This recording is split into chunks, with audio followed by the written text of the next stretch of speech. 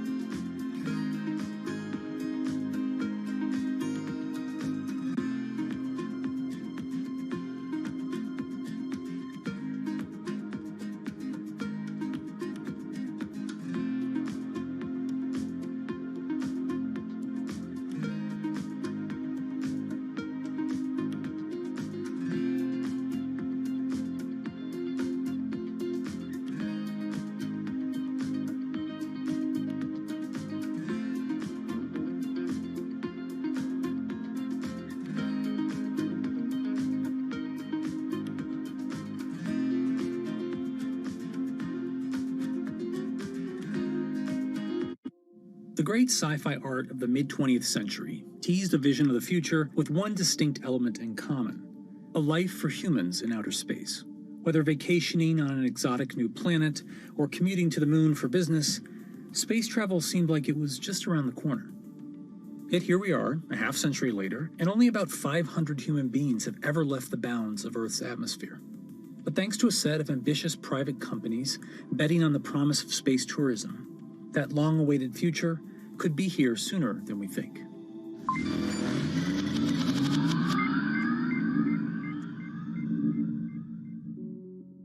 For most of the history of spaceflight, governments have been the prime force behind nearly every aspect, from planning to funding to crew selection.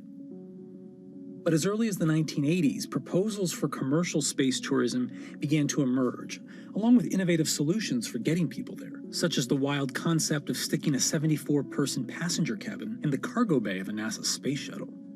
Although various non-astronauts have been selected for missions over the years, true space tourism didn't happen until 2001, when an entrepreneur named Dennis Tito coughed up an estimated $20 million to hitch a ride with the Russian Federal Space Agency for a week-long vacation aboard the International Space Station. 20 years later, we're seeing a new contender in this final frontier of tourism: private companies. It's becoming a private enterprise situation, still very high risk with a high reward, potential reward. But, government is really out of the business of flying people now, and it's really going to be companies like Elon Musk and Jeff Bezos and Richard Branson that do that heavy lifting. Commercial space tourism is usually about taking the non-astronaut, the private citizen, into an orbital or suborbital flight. So you get a short amount of microgravity experience, and you can float and take some photos. And then you come back. This was something that technology had gotten to a point where the private sector was going to make a business out of this. There are multiple companies that want to get to the place where they fly people into space. The first of these is Blue Origin, founded in 2000 by Jeff Bezos. Using the autonomous rocket system New Shepard, a tribute to the first American in space, Blue Origin plans to launch up to 6 passengers at a time, offering a rarefied treat of 62-mile-high views and a momentary experience of weightlessness. Booking officially kicked off in May 2021, with the very first seat to be auctioned off for charity. Meanwhile, Richard Branson's Virgin Galactic has also been pursuing a viable form of suborbital tourism, aiming for a launch in 2022 once Sir Richard himself has taken a flight. I'm hoping to be able to go to space. I'd love to be able to coincide it with the moon landing and go to space. So I've got the whip on the team, and we'll see how we go.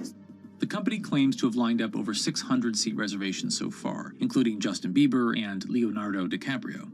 Virgin has projected that the final cost of the ticket will be at least $250,000, or roughly $50,000 for each of the 5 minutes or so of weightlessness that you'll get to experience. Although costly, both companies' offerings aim to make suborbital flight a regular form of adventure travel, eventually driving down costs at scale to expand the customer base beyond the orbit of celebrities and billionaires. The third major contender is Elon Musk's SpaceX, which has set its sights even higher on orbital flights, which are a whole nother level of complexity and energy and danger. When you go suborbital, if you're just going to go up above the von Karman line, which is 100 kilometers or about 62 miles, you only need to get up to maybe 5,000 miles an hour to get up there, and you go basically straight up and then straight back down. You don't have the reentry heating that you would see coming in from an orbital. So when you go orbital, I don't care if you're a baseball or a battleship, you've got to go 17,500 miles per hour, not just 5,000 miles an hour. The energies involved are much greater. By doing that, SpaceX has gone another level up, and that's what they're doing with the Inspiration 4. Visit inspiration4.com for your chance to go to space. Inspiration 4 is the first planned all-civilian mission into orbit, slated to launch in late 2021. The crew will bring their own set of diverse perspectives and backgrounds and experiences to test how a group of different people, namely people who aren't professional astronauts, could fare in space. Until now, astronauts have had to be physically perfect, and this mission is changing that. And so I feel incredibly honored to be representing those who aren't physically perfect. At age 10, I was diagnosed with bone cancer, and I was treated at St. Jude Children's Research Hospital. And I spent a year there undergoing intense chemo and also surgery that ultimately saved my leg. I now work at St. Jude as a PA, a physician assistant, and I work with leukemia and lymphoma patients. The kids we work with are so brave, and they are very excited to watch me go to space because this is showing them that, they're capable of doing this as well. Haley, along with 3 other crew members, will spend 3 days in space, orbiting the Earth every 90 minutes before landing back off the coast of Florida. Well, when you think about access, the first astronauts for the United States came from the test pilot side. And so women weren't allowed to be a part of that. We have somebody in their 20s, somebody in their 30s, somebody in their 40s, and somebody in their 50s. And so there can be access in all kinds of ways, whether you're talking about age, whether you're talking about gender, whether you're talking about race and ethnicity, and all of those things. The first time, people are going up into space and not sent there by a superpower like the United States or Russia or China. Well, that's really significant.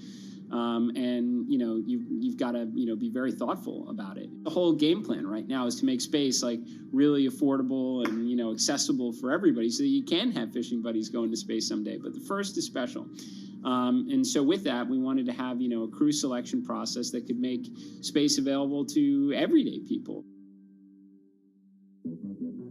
Getting to space is only the first step for space tourism. The next challenge is what to do and where to stay when you get there. Axiom Space is planning to launch the first segment of a new commercial space station in 2024. Their $2 billion project, called Ax Station, will become the first free-flying private international space station. Or, to use a more consumer-friendly term, a space hotel.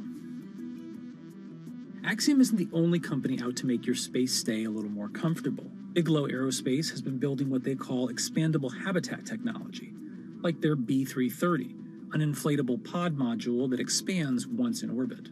There's even one attached to the International Space Station right now they've been testing.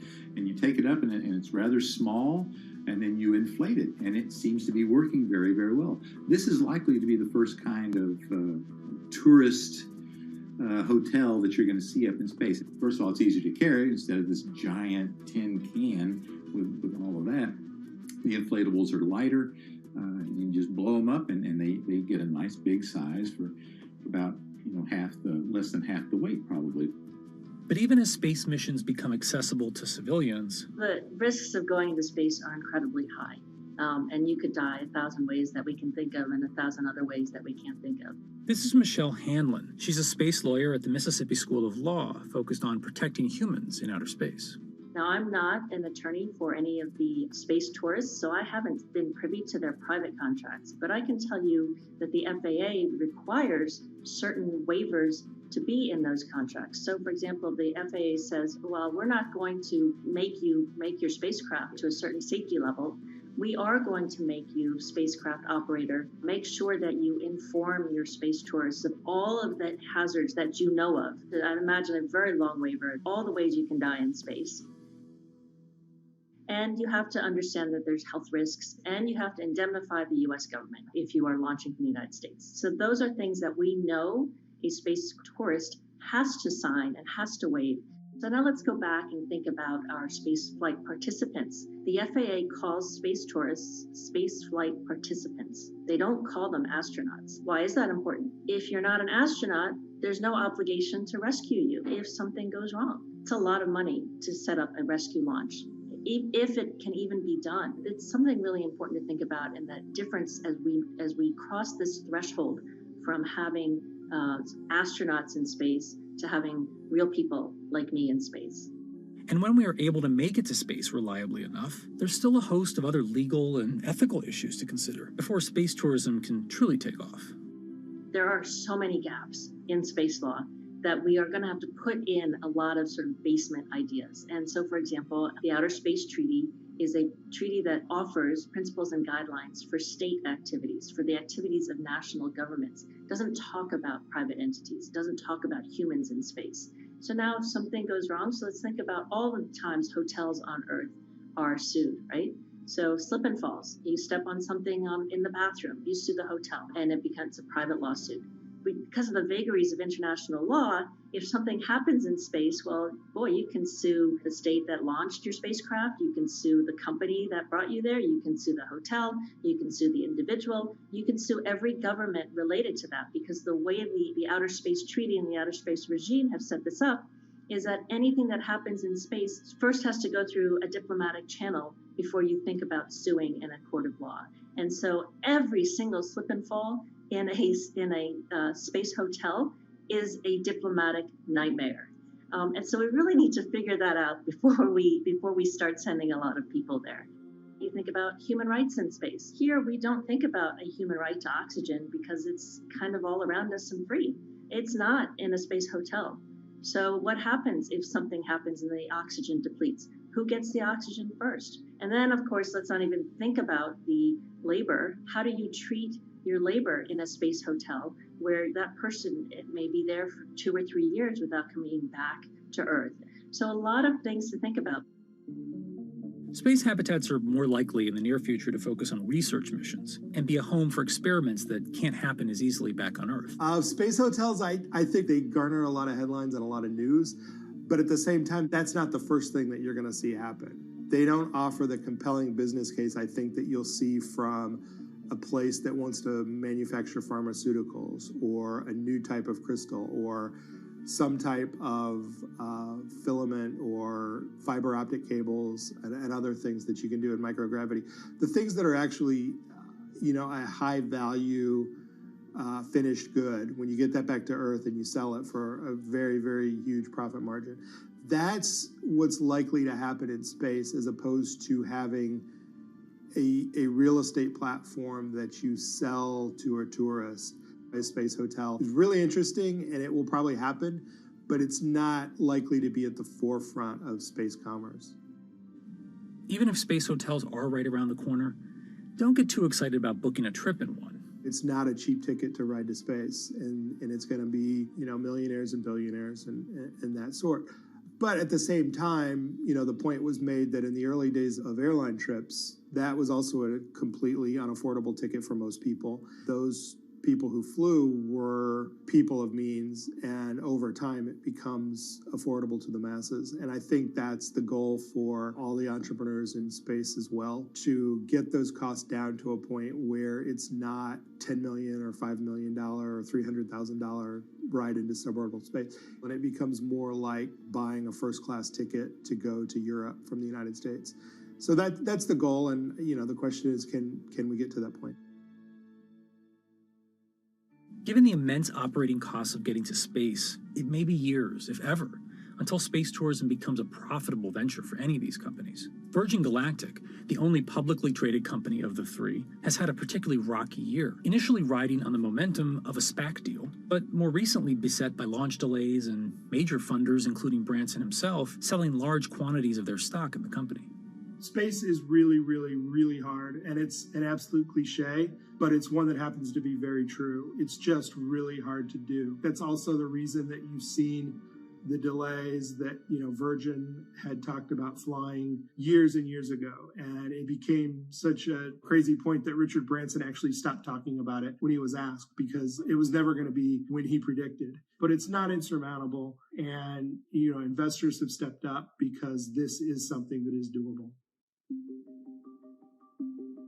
Despite the astronomical dangers and costs of getting to space, it may ultimately follow the course of other once fanciful modes of travel. Wright brothers having, what was by modern standards a very unimpressive first flight, at Kitty Hawk. I mean, you had less than 20 years later, you had your first airborne ambulances being used to save lives. Fundamentally, the world is a more interesting place when people can go and dance among the stars and such.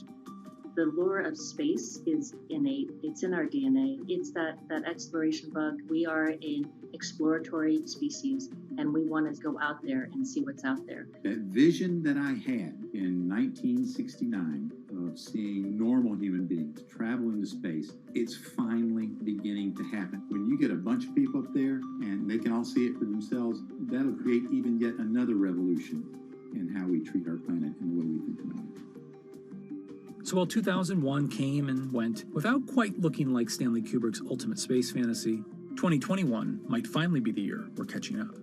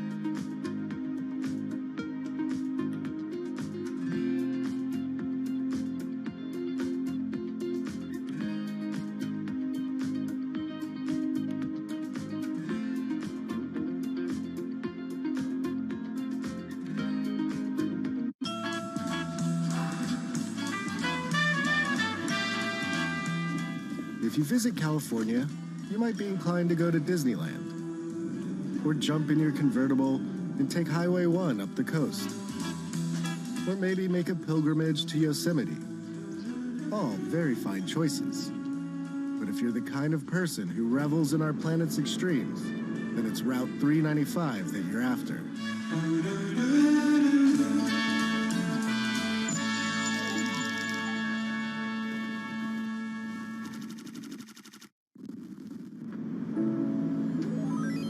This one glorious road will carry you from Death Valley's desert floor to sky-high views of Mount Whitney.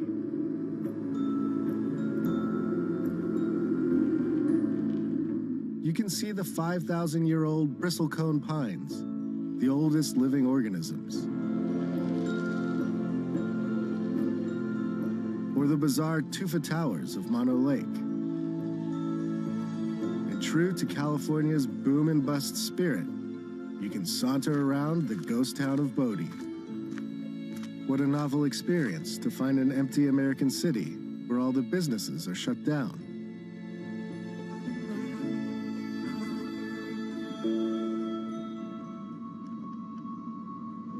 To do 395 upright, it helps to have a guide, and mine is a man named Jan, and his crew, Heron, Let's tidy up first. and Lemmy, the hardest partying dog of all time. Jan agreed to show me some of what 395 has to offer, but only if we agreed not to disclose any locations.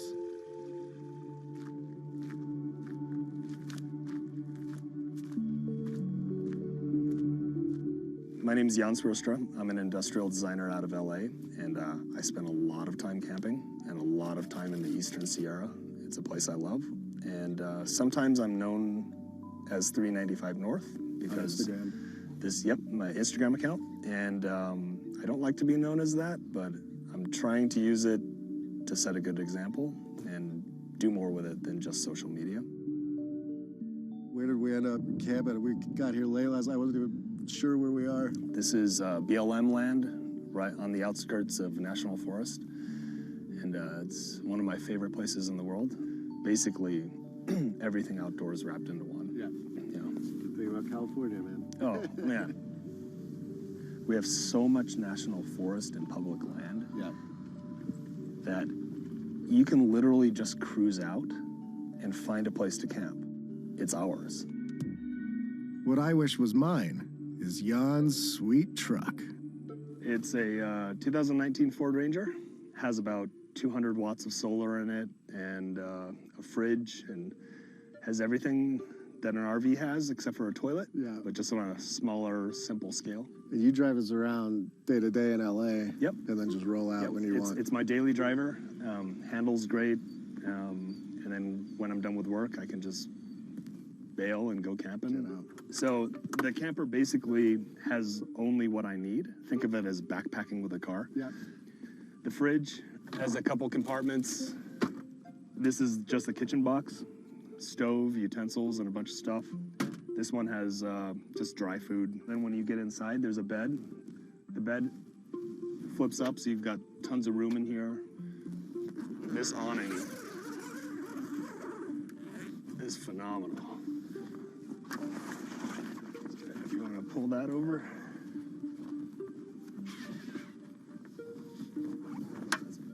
That's cool. Let me just pop that up. Sorted.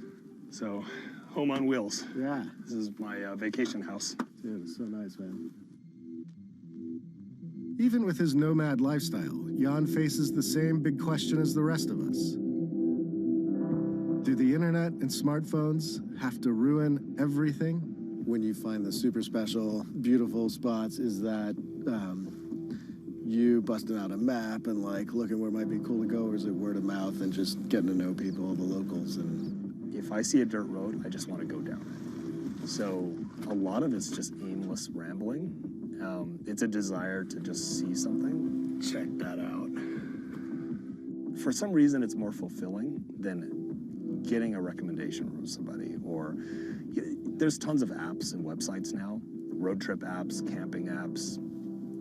They've proliferated. The knowledge is accessible on the internet, right?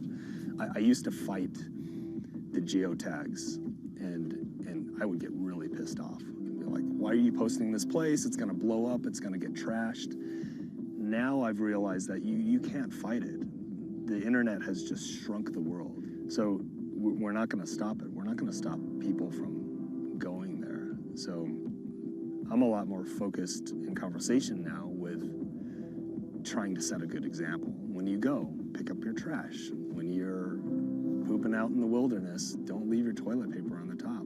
You know, make sure you follow, good steps for leaving no trace. As a thank you for this quick guide to pooping etiquette, we made Jan, Heron, and Lemmy some tacos. And we all took in the night sky and knocked back a couple of drinks. Take that, Apocalypse.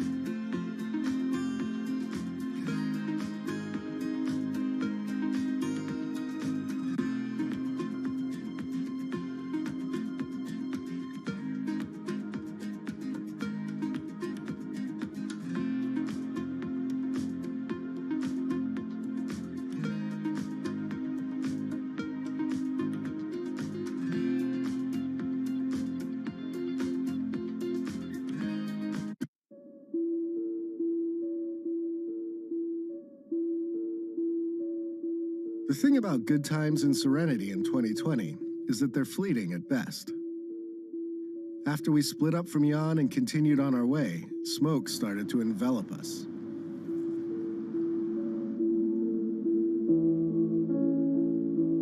The plus side was that our RV no longer smelled like feet. The downside was breathing. My man David here suggested that we try and outflank the smoke by cutting through Yosemite. Without a reservation, we had to talk our way in. Yes, no stopping, no getting out, and yeah, no problem. We just wanted to get through. It was a beautiful choice. Glad we got out of the smoke. Whoa, okay. But not quite as effective as we had hoped.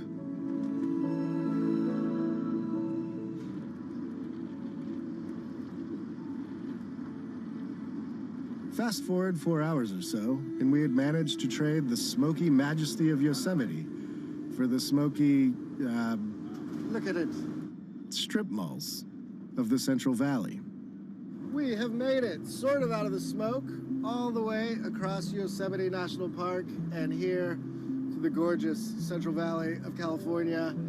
We're off to see a kind of surprising tech startup that is making some pretty strange machines to serve all the growers out in this region.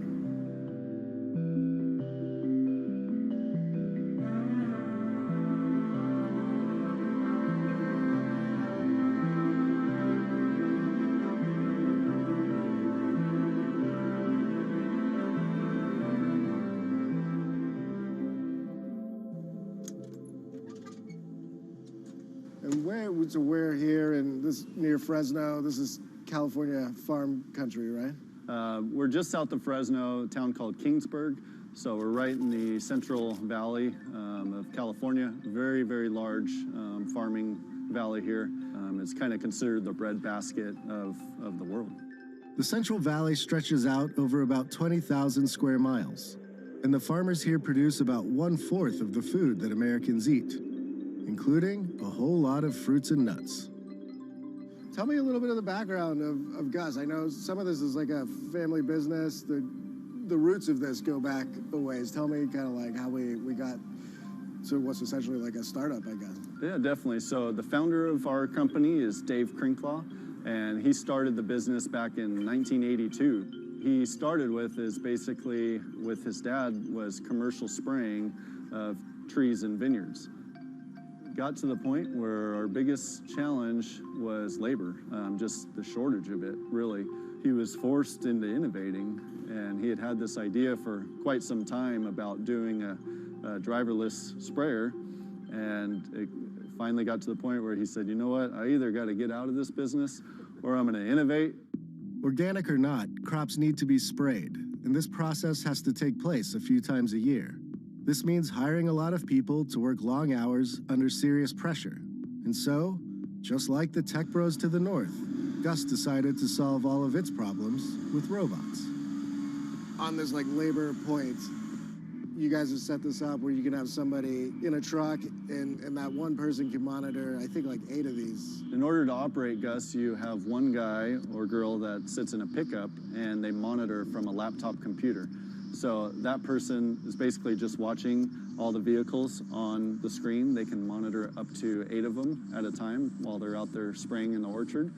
And so that user interface really provides them with all the information they need to make sure that the machines are safe and that they're doing the correct job. So it tells them what speed they're driving, the engine RPM, the amount of gallonage per acre that they're applying at any given time. So if any one of the machines has an issue, it's going to send an alert to that laptop. Much like a self-driving car, these beasts use GPS, LiDAR, and cameras to see and navigate the world around them. They also rely on pre-built maps of the orchards for extra guidance. Gus builds the machines right here, and then takes them out for robot training on this orchard next door. It's here that the company learns if the machines will behave and do as their software and human masters command.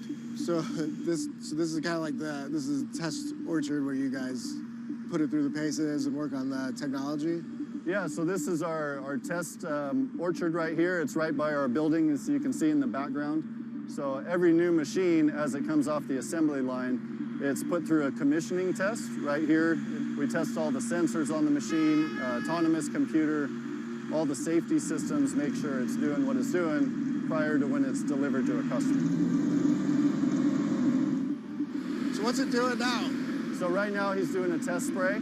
So he's just turning the water on to make sure that the system comes up to pressure, spraying water out of the nozzles just to make sure it's all functioning properly. Okay. It's got like a crazy turbine at the back, or? Yeah, so it's basically just a big fan. Okay. And that fan's driven off of the Cummins diesel motor, and it just basically creates a big airflow. Gus is already selling these vehicles to brave modern farmers. and people the world over have taken notice of its machines. And have you just sold them in the Central Valley or like throughout the U.S. or even overseas, or where are they going? Yeah, so right now the majority of our machines are here in California in the Central Valley. However, we do have machines and customers in Florida, in the citrus industry over there, as well as Australia. And I think you started selling them in like December of 2019. Yeah, right? So we started taking orders early last year for the sprayers, and the first deliveries we made were in December of 2019. Okay, so. and how much do they cost each?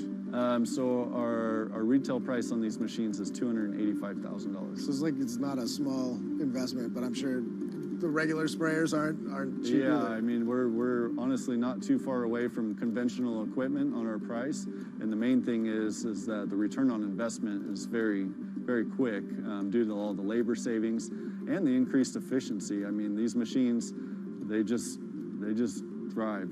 But basically what we're doing, besides this machine, this is our first machine. We call it Orchard Gus, mainly designed for your nut trees, as well as citrus and fruit. In the future, we're working on a few other projects. We're going to do more machines. One of them is actually a vineyard sprayer. So vineyards are much tighter spacing, so the machine has to be physically smaller. And then we've got our eyes on doing a lot of other innovating.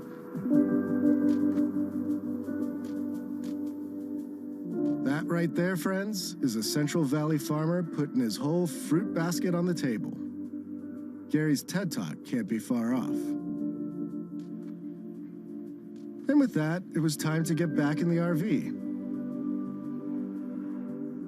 and to confront what happens when three men are bested by their own failings and the forces of entropy.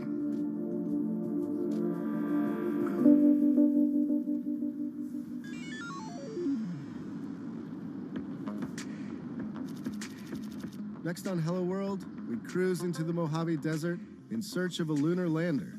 We have instruments that we are going to deliver to the South Pole of the Moon in December of 2022. Instruments that are trying to scan the surface of the moon. And hang with a test pilot who walked away from this.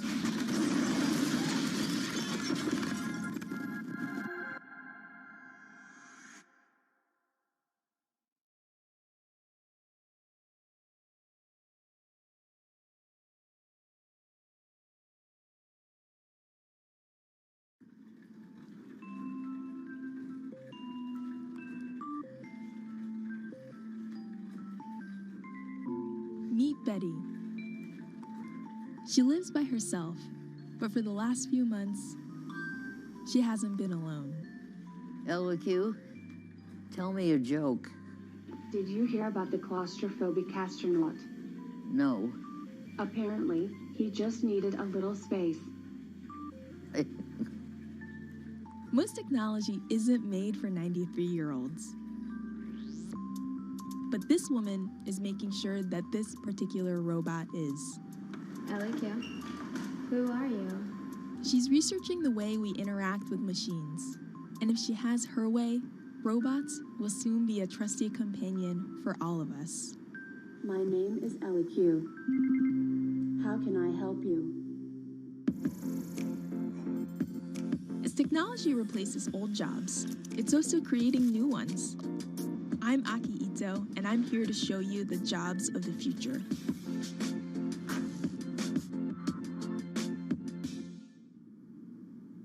My name is Danielle Ishak, and I am a human-robot interaction researcher.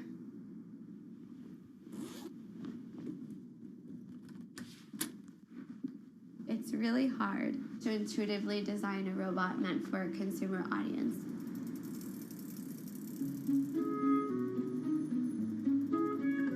You have to make sure that it's a robot that people want, people know how to use, and people value.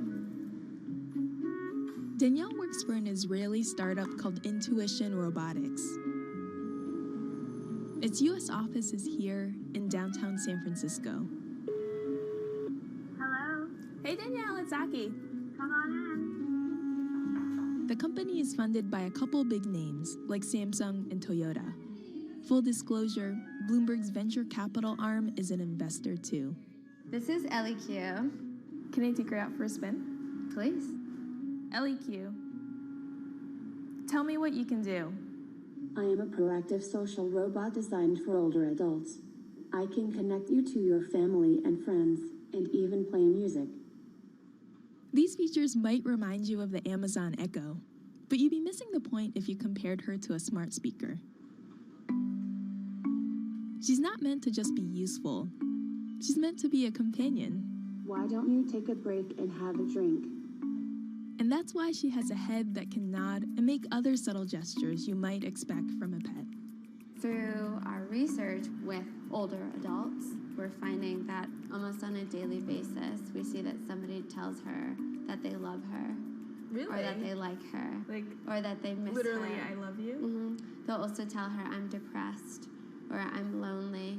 They'll open up to her in a way that they might not necessarily open up to a human because they don't feel like they'll be judged. LEQ isn't on sale yet. But a prototype is already in the homes of about a dozen early testers who live in the Bay Area. LEQ, tell me what the weather is today. Danielle's job is to figure out what's working and what's not. Sorry, please rephrase your request. And she does that by visiting each of her testers twice a month. How important are these visits to your job? They're critical. We're building a product for people who we are not. I'm not a senior, and how could you know how to design for somebody if you don't do research? Because otherwise, you would just be designing in the dark. Jobs like Danielle's are just starting to emerge. Until recently, robots were mostly in factories, separated from humans. But now, they're finally getting cheap enough, small enough, and smart enough to be in our homes. This has created a whole new challenge of designing robots that people will actually want to interact with. And that's where Danielle comes in. Her research has helped shape every little facet of LEQ, from the way LEQ moves to the way she talks. It's a very special job, and it can be really hard, and it can be really frustrating, but at the end of the day, it's incredibly rewarding. And I think the most rewarding part about it is when I see the joy on the users' faces, like that they saw their feedback turned into something real.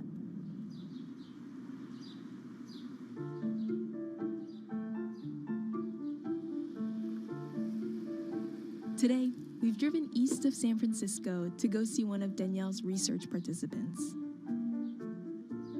LEQ, tell me something interesting. Did you know that Ronald Reagan was a lifeguard in high school and saved 77 people's lives? Now, see, this is where a conversation is.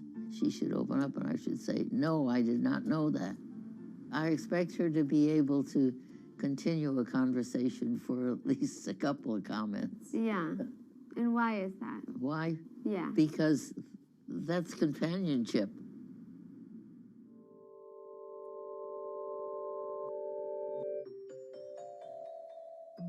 When Betty was around Danielle's age, she was working with some of history's very first computers.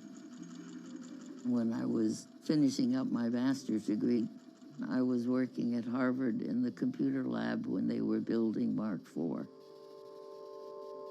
A large room-sized computer. But now, this artificial intelligence stuff is amazing. LEQ? Yes? Schedule a doctor's appointment. No problem. I'm working on it. When Danielle brought along the idea of working with robotics for the elderly, I said, are you kidding me? Will older people connect to a robot? And she said, I don't know, let's research and find out.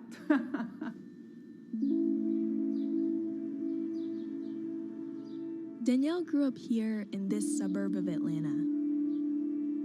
Her parents spent much of their childhoods in Israel and met in the US. We as immigrants, we understood that we might need to work a little harder. In fact, I feel that rather than taken away from Danielle. It gave her so much more, because she understood the fact that you need to run after your dreams and work really hard, no matter what the challenges are. School didn't come easily for Danielle. I have dyslexia, and that very much affected my self-esteem academically. The principal of the school did not recommend her to take advanced classes. She fought for it, and she got into it, and she did very well with them too.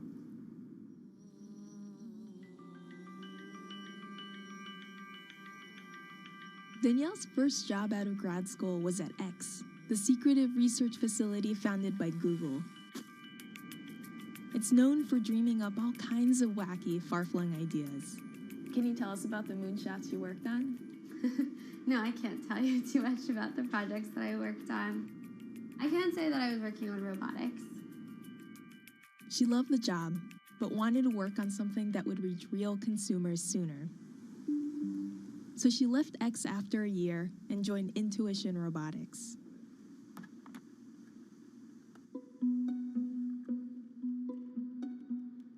She's been working in the field for 4 years now, and it took her a while to find her footing in a male-dominated industry. I've gone to different meetups where there'll be like a circle of men with their like zip-up jacket with their like company logo on it and a beer in their hand. And I'll come in with lipstick and nobody wants to talk to me. This is my closet. So at first she did her best to fit in, wearing a pair of glasses she didn't need and toning down her style. So what's the kind of thing you used to wear to a conference? Stuff like this, blousey things that make you look like you're 40. But that got old after a while. And what's the kind of thing you wear now? Now it's like I just enjoy being kind of expressive and playful in what I wear.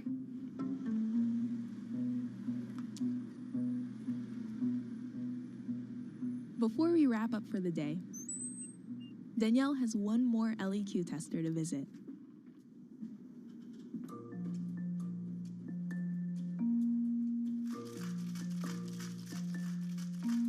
Joseph is 97. And he's had the robot in his home for 8 months. How are you? I'm fine. How are you? Good. How has Miss LEQ been? She always tells me to take a drink of water at least 4 times a day. So we added a whole bunch of new facts to LEQ. Did you know that a cup of chopped red bell pepper contains more vitamin C than an orange? Okay. What did you think of that? Certainly the print was, I could see that quite clearly. What about this? I can see that. LEQ, play music. No problem. It will begin shortly.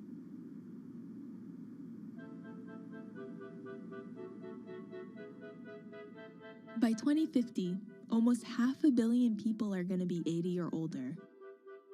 And if current trends continue, more and more are going to be like Joseph and Betty, living alone. LEQ, stop. Today, both of them are doing okay. But some of Danielle's other participants have been struggling. Is it kind of hard to leave them at the end of the day? It is. Some of our testers are pretty advanced in the stages of depression through loneliness and isolation. And at times, I know that LEQ is cheering them up in their day, but I know that it's only part of the way. No source of artificial intelligence robots will ever be able to replace humans and human companionship or human care.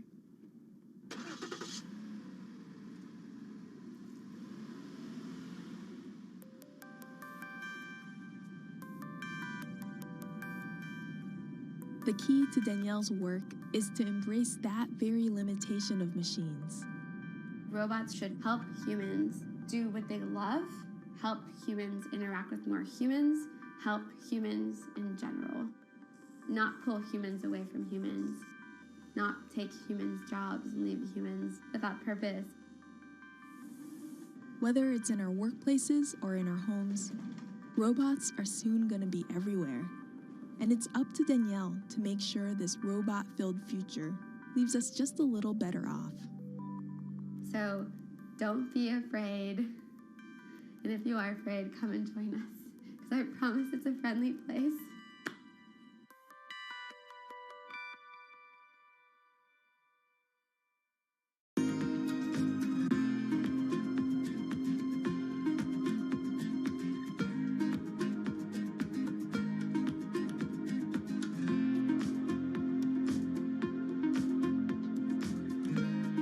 Times are tough. Jobs are scarce. It's risky to be outside and around others. Seems like there's very few ways to make extra money during a pandemic. So I guess I'll just hunker down and binge social media until this all blows over. Wait, don't these people make money? How do these people make money?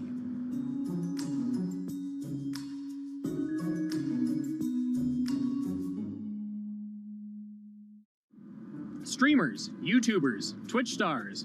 How do they make money? Is it a lot? Is it a lot of work?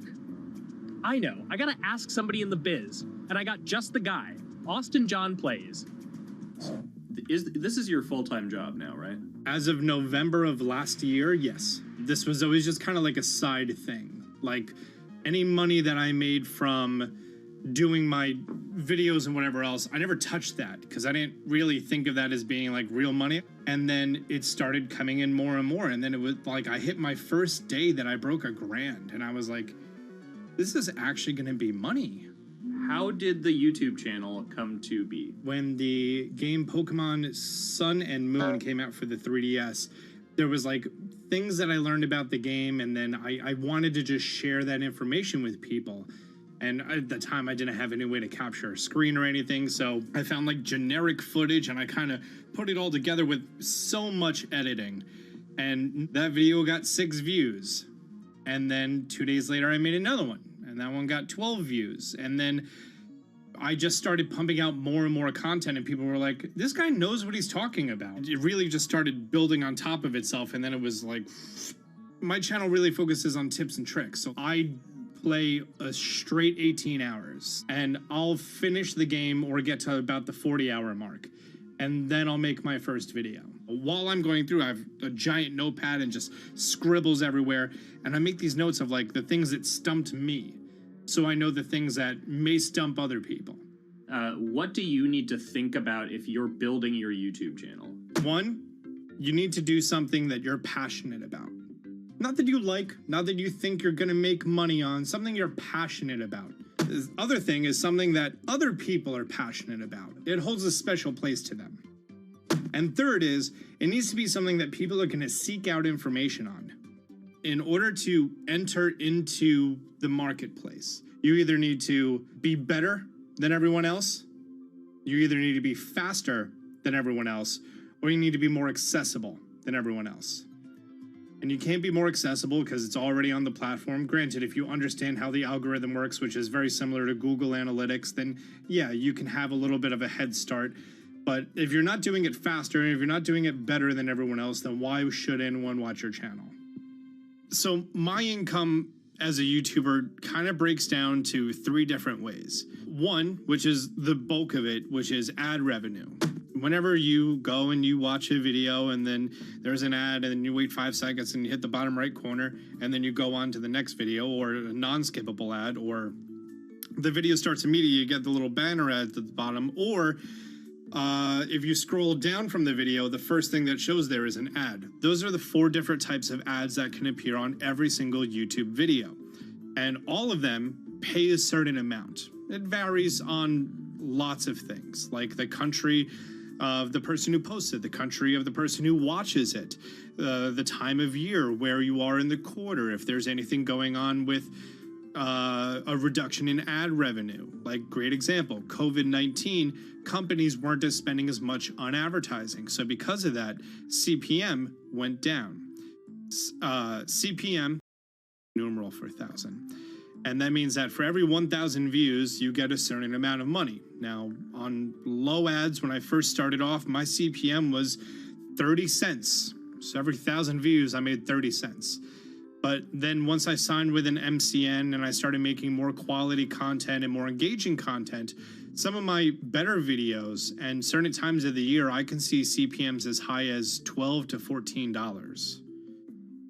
And there's a big fluctuation between, you know, if I post a video when there's no ads being spent like January and February, that's the reason a lot of your favorite YouTubers and also TV shows don't post new videos in that time of year because ad rates are down. Why are they going to make content then? Instead, you're recording and you're bulking up for when ad revenue is higher.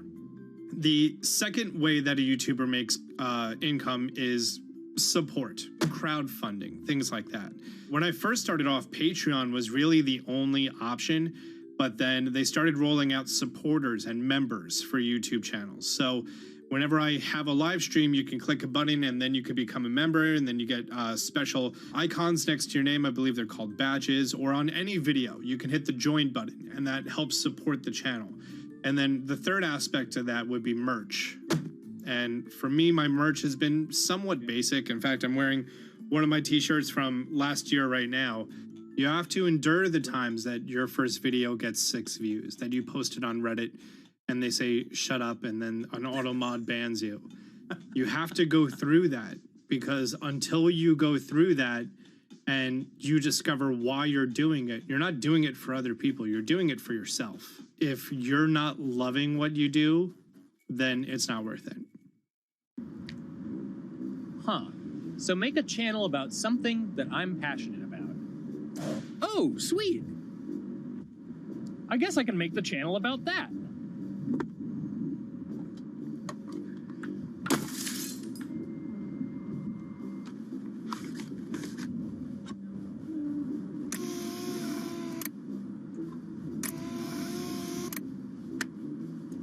Now, how do I grow an audience? How do I get popular? It's all about diversification, right? You have to have a massive Twitter following. You have to have a massive Instagram following. You have to have a massive YouTube following. Of course, you have to be on Twitch, which is the key platform. But basically, any way you can get in front of your audience, you can engage with your audience, is going to drive those clicks, which ultimately drives the advertiser revenue that you get back from all of these platforms. It's me and Dan playing video games and talking in a funny manner over them. They're not just people who are good at games, they're actually people who are good at online engagement, online entertainment, first and foremost. You have the right to remain stylish. Anything you wear can and will be used against you in the court of fashion. The streamer is either very, very talented at the game. The best player in the game is generally going to draw a crowd because people like watching people who are very good. On the other hand, they're either very, very good or funny, charismatic, whatever it is on that side. Oh, no.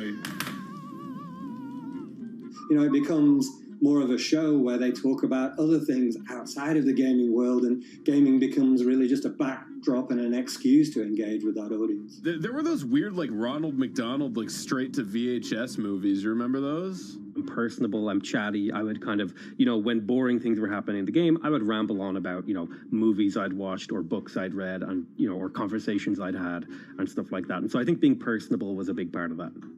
It's not just getting on and playing games. It's getting on and being an entertainer. You are putting on a show. All right, now let me go ahead and grab the samurai sword that every gym has. Okay, he's dead. To have a larger audience and to have that audience, I think, stay with you, you have to bring something extra.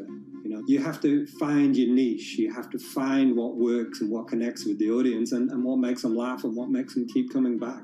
You gotta make it a little more exciting, all right? Throw in a hanging bishop. Have everybody in suspense for a moment. I think the real most important thing is to just get used to being on camera. Like in any sort of performance thing, is get used to talking on camera. You know, my first few videos were terrible, but because I sat down and did it for 6 to 8 hours a day, I just got used to talking and I got over that uncomfortable hump. if you go into Twitch purely with the expectation that you're going to make money, make a job out of it, have all this growth, and it's going to be great, you're probably going to burn out prior to getting to that point, because there's very little payoff for a long time, right? Like multiple years generally before you really start to see a payoff. And so, you know, those first few times you're streaming, nobody is there. One person shows up every 30 minutes, says hi maybe, and leaves, right? Like, it's very discouraging, I think, for a lot of people. And so you have to be there just loving it. You have to love talking to yourself when nobody is around. You have to love just the game that you're playing, all of that stuff, because it takes a while. And I think a majority of people burn out prior to getting to the, like, profitable point of it. And there you have it. My very own YouTube, Twitch, Discord, and streaming channels all ready to go live. It's a veritable social media ecosystem just on the verge of thriving. So, don't forget to smash like and subscribe, and visit my Patreon for perks. Also, go to my merch page. And one last thing, stay cool, my friends.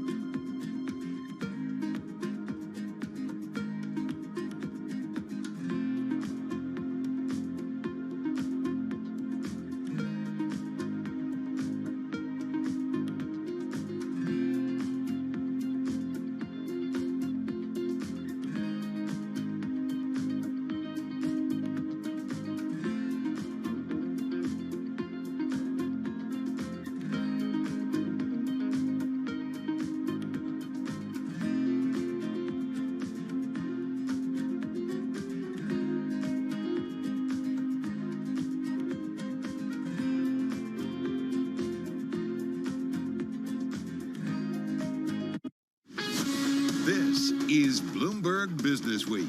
Insight from the reporters and editors who bring you America's most trusted business magazine, plus global business, finance, and tech news as it happens. Bloomberg Business Week with Carol Masser and Tim Stenevec on Bloomberg Radio.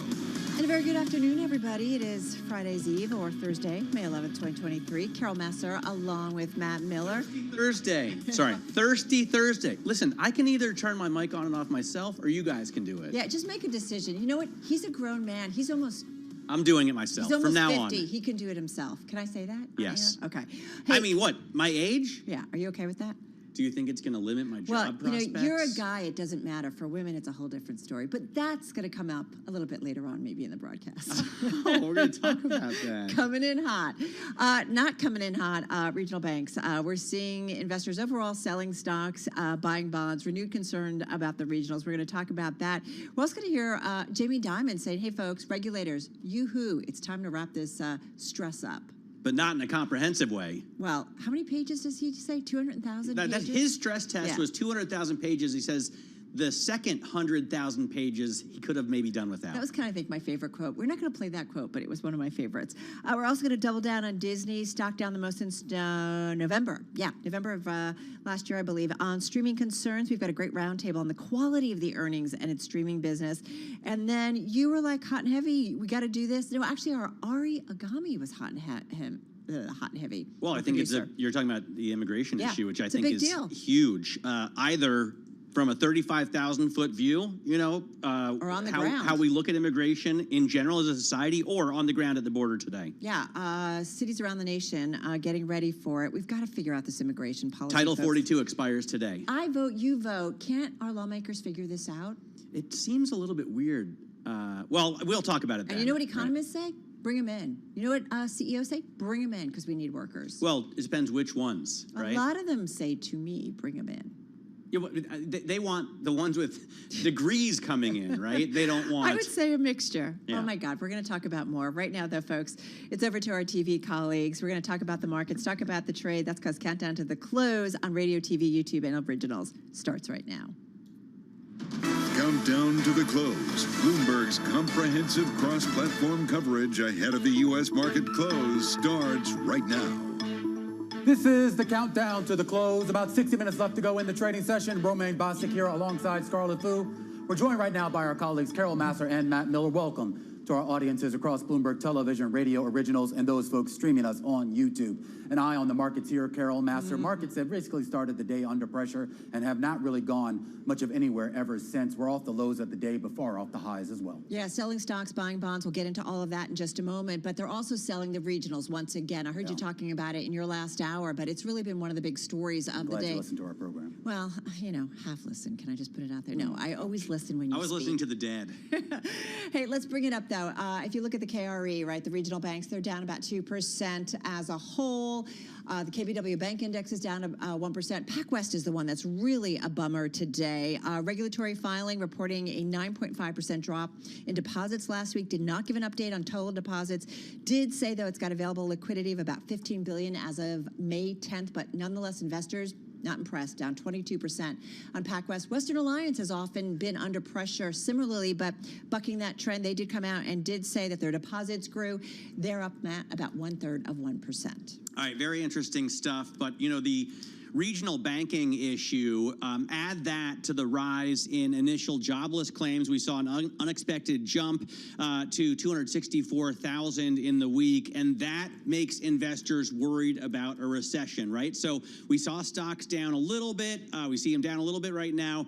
But I thought more interesting was the drop in yields. Investors are buying bonds across the curve, so you see yields falling from the 2s to the 10s to the 30s and everything in between. So we're looking at yields just falling after, you know, just a few weeks ago we were over 5 on the 2s, and now we're below 4. I think it's really interesting. We were at 3.8. Yeah, and of course that is driving a lot of the action that we're seeing in the broader market. An S&P 500 that opened the day lower, and it has stayed lower for a good portion of the day, kind of a resemblance of what we saw yesterday, where the NASDAQ Composite and the NASDAQ 100 opened higher and stayed higher for a good portion of the day. That's playing out now as people do gravitate to some of those big tech names and shy away from some of the cyclical names, Scarlett. And what's interesting here is with that modest move in the S&P 500, the sector groups are moving quite a bit. Nick Colas of Datatrek says that S&P sector correlations with the benchmark index are below the 5-year average, which indicates we're in a pretty normal market rather than a stressed market, despite all the macro headwinds. Did that normal have quotation marks around it? It does, Okay, it does, just yes, checking. that's totally fair. We've got a lot of consumer-related companies in the green, communication services, and here you're basically talking about Netflix, Alphabet, not Disney, notably. Consumer discretionary names, really Amazon at this point up for the 8th day, the longest streak in almost 5 years, and staples doing better. On the downside, energy stocks are lower with oil prices, as well as utilities, and REITs have been in the red for a bit as well. Yeah, one of those big movers to the upside has been Alphabet. They were up 4% yesterday, up about 5% today on the back, I guess, of some optimism here about some of the AI tools and strategies that they rolled out or announced, made public yesterday at that meeting out in California. WW, the company formerly called Weight Watchers, down about 18% here on the day. An interesting story here, as its largest shareholder apparently selling off of its stake, that 18% drop, one of the biggest drops that we've seen going back to early March. And meanwhile, Disney having its biggest drop going back to November here, down for a third day on disappointment here about some of the losses at its streaming business and the guidance that those losses could widen as we get deeper into the year. And keep an eye on Goodyear Tire. We don't talk a whole lot about them, but those shares having a phenomenal day, up about 21%. At one point on an intraday basis, we saw the biggest one-day gain going back to when it went public back in the 1980s. Paul Singer's Elliott Investment Management said to be building a 10% stake in the company. Matt, you were just talking about what we saw in the yield space. I do want to flag the latest auctions that we had a little bit earlier today, particularly with some of those 4-week and 8-week bills, basically 1-month and 2-month bills. Holding those bills, of course, puts you right in the smack dab in the middle of what could be an X date here for that fiscal cliff here. So interesting to see the supply and demand. The good news is that that bid to cover ratio was higher, but we should point out underneath the hood, you actually saw fewer debts sold, less debt sold, I should say, and the number of acceptable bids were also lower. That's one reason why you saw an uptick in the ratio. So that ratio makes it look like it was a strong auction, but underneath the surface, it was still a bit tepid. All right, so that's a great look in terms of what we're seeing in terms of the Treasury trade. But let's go back to regional banks, if we may, because we know investors have been pulling money out of the KRE. It's down about 2% in today's trade. Jamie Dimon catching up with our Francine Lacroix out of Paris earlier at a JP Morgan forum. He talked about a lot of things, and particularly about what's going on with these regional banks. He basically said, you know, that the regulators need to kind of do what they need to do to end this crisis. Enough is enough, essentially. As for his own due diligence, here's what he had to say when he checks out the regional banks. The regional banks, who I've been speaking to like every day for the last week, they're quite strong. You know, they're quite worried because of the run on deposits, like that. But their financial results are good. Their financial results are going to be good. Okay, next quarter. All right, of course, Jamie Dimon, CEO of JP Morgan, talking with our Francine Lacroix earlier on Bloomberg Television. But tell what Jamie Dimon said to folks, investors in PacWest, because that stock's down another 22% today, Matt. So investors still nervous. And it's not just PacWest. I mean, you talk about the KRE. I mean, every stock, at least in the KRX, the underlying index for that ETF, I mean, all but one of those stocks in the red here. And I think it's interesting, Matt. I mean, we were talking a little bit earlier on the television program about all of the activity we're seeing, all the shorts we're seeing here. The idea that there really is no savior, right? You've got a couple of banks that have managed to sort of find, I guess, some comfort in, I guess, the arms of other banks, but the wholesale crisis really hasn't been embraced by anyone. Yeah, well, I thought it was also interesting. Francine asked him about short sellers, whether he thought that should be banned. He said no. He had a team of people at JP Morgan look at it, and that really isn't the problem here. He also, I think, really sounded pretty sanguine about the banks in the U.S., saying there could be more pain to come for some of them, but ultimately he blames the managers and the boards of these individual banks, and he doesn't think there's going to be a problem longer term. Right, bad actors, right? Not the system itself. Dumb actors, I think, is dumb what it actors, really maybe, means. yeah. The other thing to keep in mind also, as I look at JP Morgan Chase shares down 0.25%, Citi also lower. So the big banks are falling as well. Part of that might be our reporting about how the biggest banks will need to pony up a lot of money to pay the FDIC to replenish the fund to make sure that they can cover all the deposits going forward, because they're in the hole for about $16 billion. Yeah, that bill's about to go up. I mean, I think that's anything. If anything we're certain about, we know that's coming down the pipe. Meantime, we've got Blackstone out there, right? They're looking to talk and help out the regional banks when it comes to lending. Help out? That's an interesting characterization. Remember, help out. It's altruistic. Normal. Or profit from the crisis. All right, folks. We're help out. Like they're going to partner, Carol, with the regional banks. Everybody's ready to lend a hand. All right, we're going to talk about this. Continue the conversation. I can't wait for the future.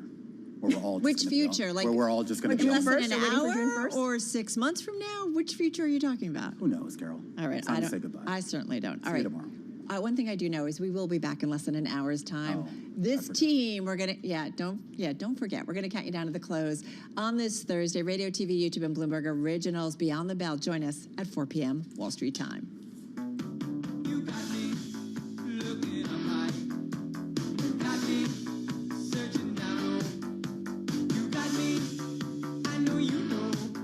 All right, everybody. Matt's got his headphones on. Switch the IFB. Switch the microphone on as well. Myself. He can do it. He can do it. Yay! I used to scroll for myself when I first started in television. Remember we all used to? Yeah. Remember an anchor who's no longer here, who used to supposed to scroll for you and then would forget? Would leave you high and dry, but we still loved him anyway. Let's get to it, folks. We've been talking about data, economic data, jobless claims that we got today. We also got PPI, some of it showing, softness in the labor market, easing of inflation. So let's get to it and how that is playing out in the trade. With us right now is Bloomberg News Deputy Team Leader for U.S. Equities, Jess Metton, here in studio. Molly Smith, she's Bloomberg News Economics Editor. She's on the phone in New York City. Hey, Molly, I do want to start with you because the economic data points, I'm sure Matt was listening. I know I was listening this morning when Mike McKee, his analysis on it. What's key? Talk to us about what aspects of those reports show us that the impact of the Fed policy is actually having an impact.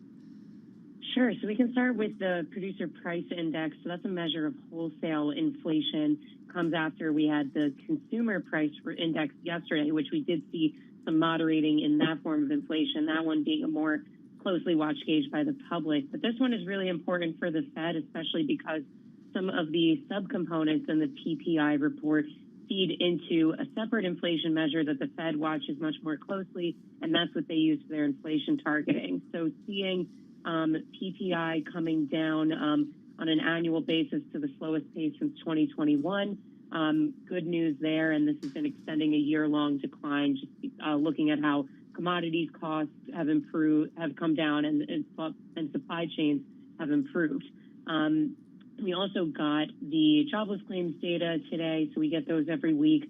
They can be a bit choppy week to week, but we did see those come up to the highest, I think in almost, in about a year and a half today. So I will say, though, that one looked like on an unadjusted basis, it was mostly just due to one state. So maybe it's not the cleanest read to say the labor market, is wholesale softening across the country, but at least this is what the Fed is looking for in terms of some softening in the labor market. So, Jess Menton, what does this mean for stocks? We saw, bonds bought across the curve, yields coming down, stocks getting sold today, and I would have thought, a weaker jobs market means that the Fed is not going to have to raise rates, but I do see all of a sudden a plus sign on my WERP screen. For the first time in weeks, I see a plus sign at the June meeting. Yeah, so something I watch very closely is the CPI-PPI spread, and so it's at the highest it's been since 2009. So basically, why do you watch that? So this is something, and Jill Wolf at Bloomberg Intelligence crunches these numbers. So it matters because if consumer prices are outpacing producer costs, that's a good sign for margins. And we've all been talking about, but Carol, but it's a Carol, for us. That's right. greedy. Big corporations are getting greedy. I told you. Because if that, as the consensus for Wall Street, they're thinking that the worst of the pain would have happened hopefully in the first quarter, then that obviously will bode well for stock prices moving out. So we saw that exacerbate and turn positive for the first time actually back in December, and it's continued to improve, and it once again did that today. So even though we don't see it more broadly rallying the stock market, a lot of that actually started being priced in a few months ago, which kind of correlates to the rally that we've seen this year, obviously after the sell-off last year. Well, as you also, Matt, explained to me the dynamics of supply and demand, that ultimately at some point individuals are probably going to say, hey, I'm not going to pay for that, and you're going to see prices ultimately come down. I mean, yeah, if there's enough supply, right, that's more likely to happen. The problem is right now there isn't enough supply in a lot of major product categories. Right, and so that's the big thing when you're looking especially at these inflation components, the whole debate versus good versus services types of inflation, obviously how that's going to correlate particular industries in the S&P 500. So obviously when you're looking at more broadly what's happened during earnings season, not quite as bad obviously as feared, and especially when we're looking at more of those consumer-oriented names, whether they're discretionary or staples, a lot of that margin pressure has improved a lot. All right, so Molly, come back in. Matt's just pissed off. Oh, sorry, I can't say that. But you could say Jamie Dimon's pissed off. You're just ticked off because we had Jamie Dimon saying that on TV and radio. Anyway, Molly. First of all, I'm so honored that you put me in Jamie Dimon's category. You are ticked off because you can't get your car. You've got to wait for a year. I mean, Molly, what are we hearing in terms of supply chains? No Rolex. But it's not about the goods, right? It's about the services. That's where the problem is. I still hear leaders say it's tough, but I do also hear that it's easing and getting better.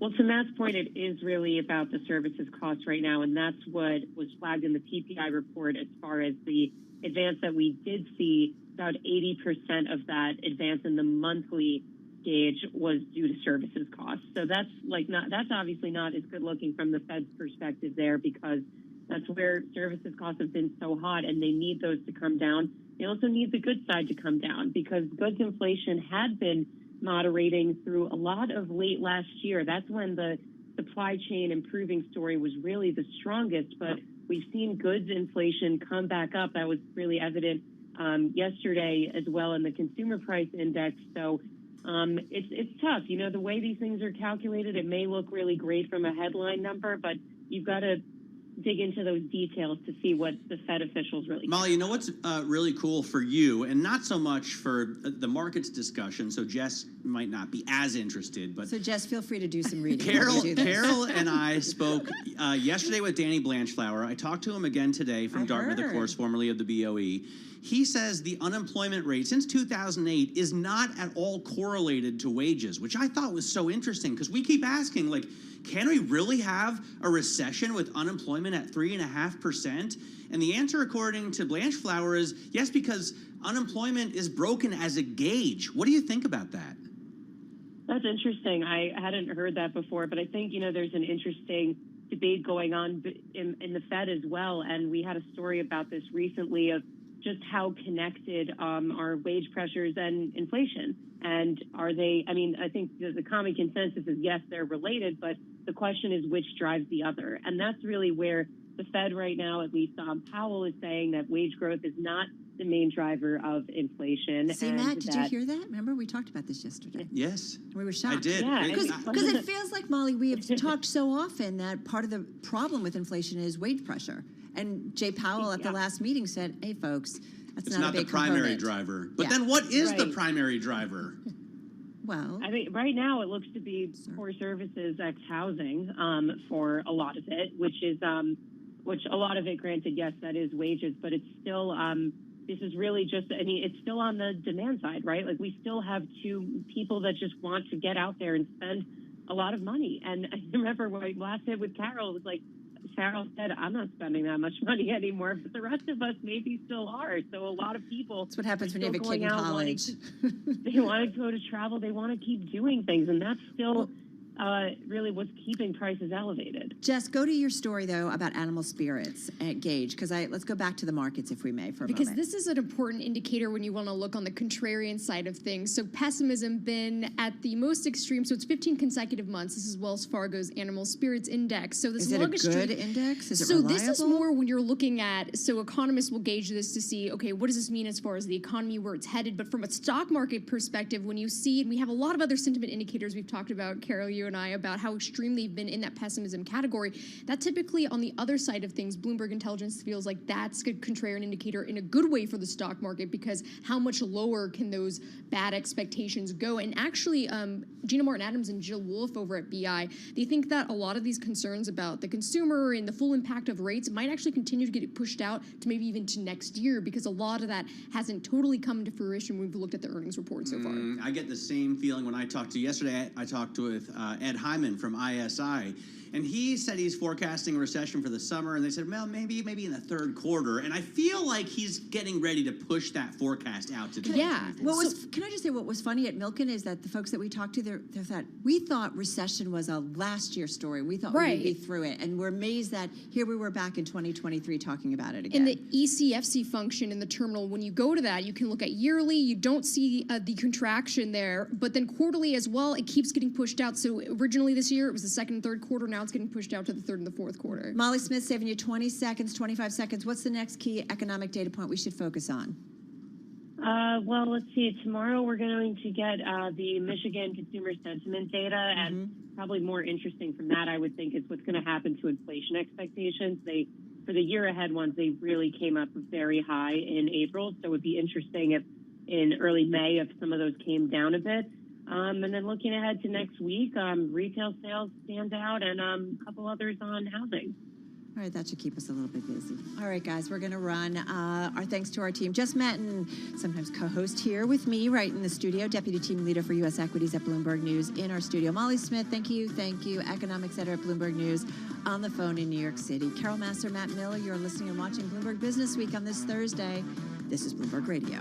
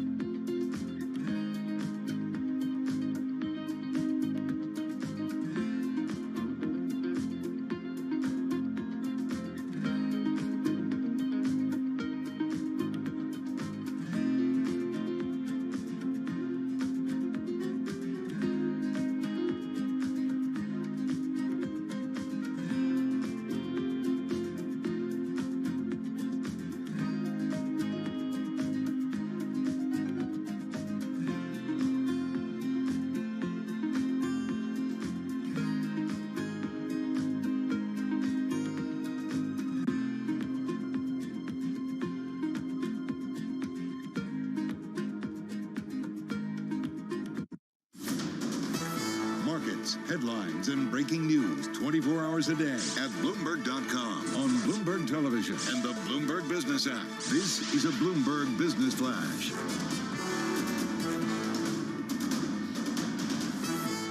And I'm John Tucker in the Bloomberg newsroom. It is Bloomberg Business Flash. This on a day when the major averages right now are mixed. We have a few themes driving investor sentiment today. We had the data showing a cooler jobs market, and then you also have renewed concerns about the health of the regional banks in the United States. Alphabet helping keep the NASDAQ 100 in the green right now. This comes after the Google parent showcased its artificial intelligence tools. And then you have Walt Disney shares. In fact, they're the biggest drag right now on the S&P 500. They dropped on streaming service subscriber losses. And then Peloton Interactive, that stock sliding after a recall of 2.2 million exercise bikes. Doesn't affect me because I just use it as a clothes rack. S&P 500 is down right now 9 points. That's down 0.2% at 4128. Dow Jones Industrial Average 263 points lower. That is down to 0.8% at 33,266. The NASDAQ 100 is up 47 points. That is up 0.4%. And that's your Bloomberg Business Flash. Isn't that I'm John what Tucker. exercise bikes are for, Mr. Tucker? That is. You know how many shirts and jackets I can get on a Peloton? It's remarkable. Maybe it's a new revenue stream for them. Oh my God! And you know what, Carol? This is like a reunion for I know. me and Matt. I know. I miss you, Matt. We miss you. This is just feeling so She good. missed me for the first couple of days, I would say. You know what? Now we're on day 4. I'm kind of getting used to it. Oh, this is Matt. No, I always adore. All right, John, thank you so much. We've been talking about banks front and center once again. Pressure on the regionals. PacWest tumbling 34% at its lows. Weighing in on the recent banking turmoil, we heard a little bit of what JP Morgan Chase CEO Jamie Dimon had to say at that JPM conference in Paris, basically saying enough is enough. Here's a little bit more about ending the bank crisis, at least from Dimon's perspective. Check it out, everybody. We need to finish the bank crisis. We've had uncertain policy on mergers, this First Horizon deal. I think we have to assume there'll be a little bit more. Yeah. So, whatever the FDIC, the OCC, the Federal Reserve, whatever they need to do to make it better, they should do. Be thoughtful, be very forward-looking, not be surprised constantly, because some of these things have been known about for quite a while.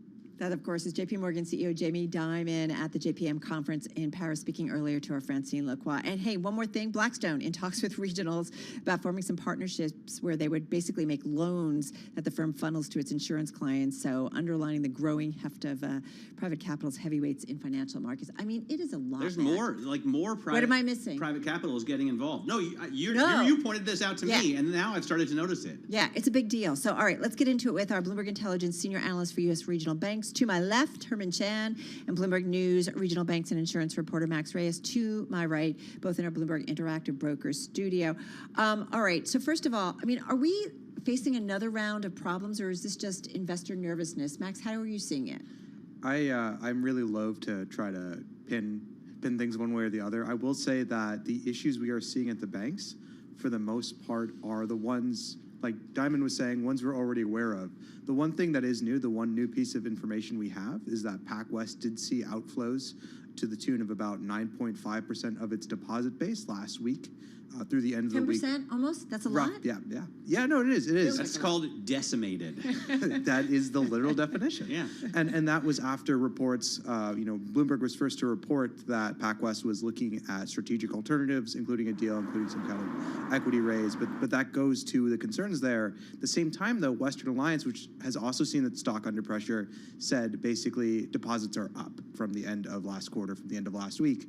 So there is kind of some noise out there, but I don't think investors are working with a whole lot of new data points that should push them to kind of worry more about PacWest, I guess people probably take money out since they announced that they're actually looking at strategic alternatives. If they're going to sell the bank, if they're going to break up the bank, that's why people are taking money out, right? Western Alliance said, remember the FT said they were looking at strategic alternatives, and Western Alliance said, real quick, no, we are not. Right. Correct. And they haven't seen deposit outflows in recent weeks. So you look at the balance sheets. What do both of those balance sheets show you? So in the first quarter, both of them saw deposit outflows because they both bank tech and VC type firms, just like SVB.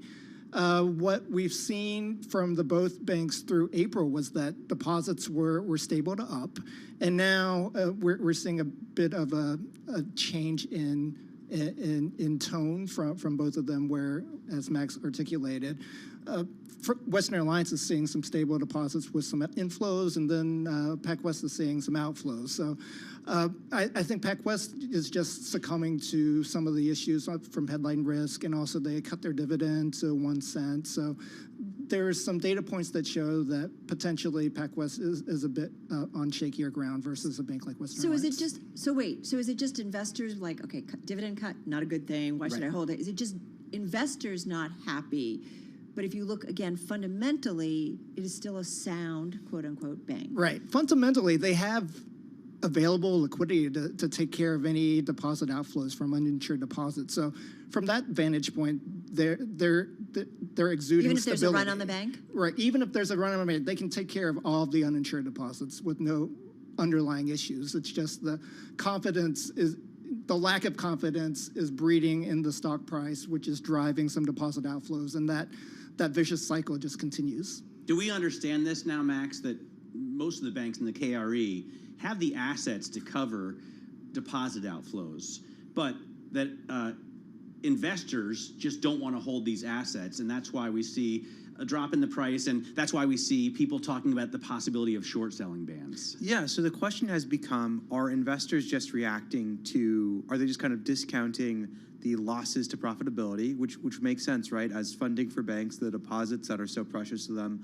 that allow them to kind of lend out money, right, to fund the asset side of the balance sheet. Are investors just discounting the fact that will be more expensive for those banks and therefore the banks will be worth less? Or are investors seeing something even worse out there, right? And then the next question is, are short sellers putting more pressure on those banks than is due, right, and trying to stir something up because banking is a confidence game?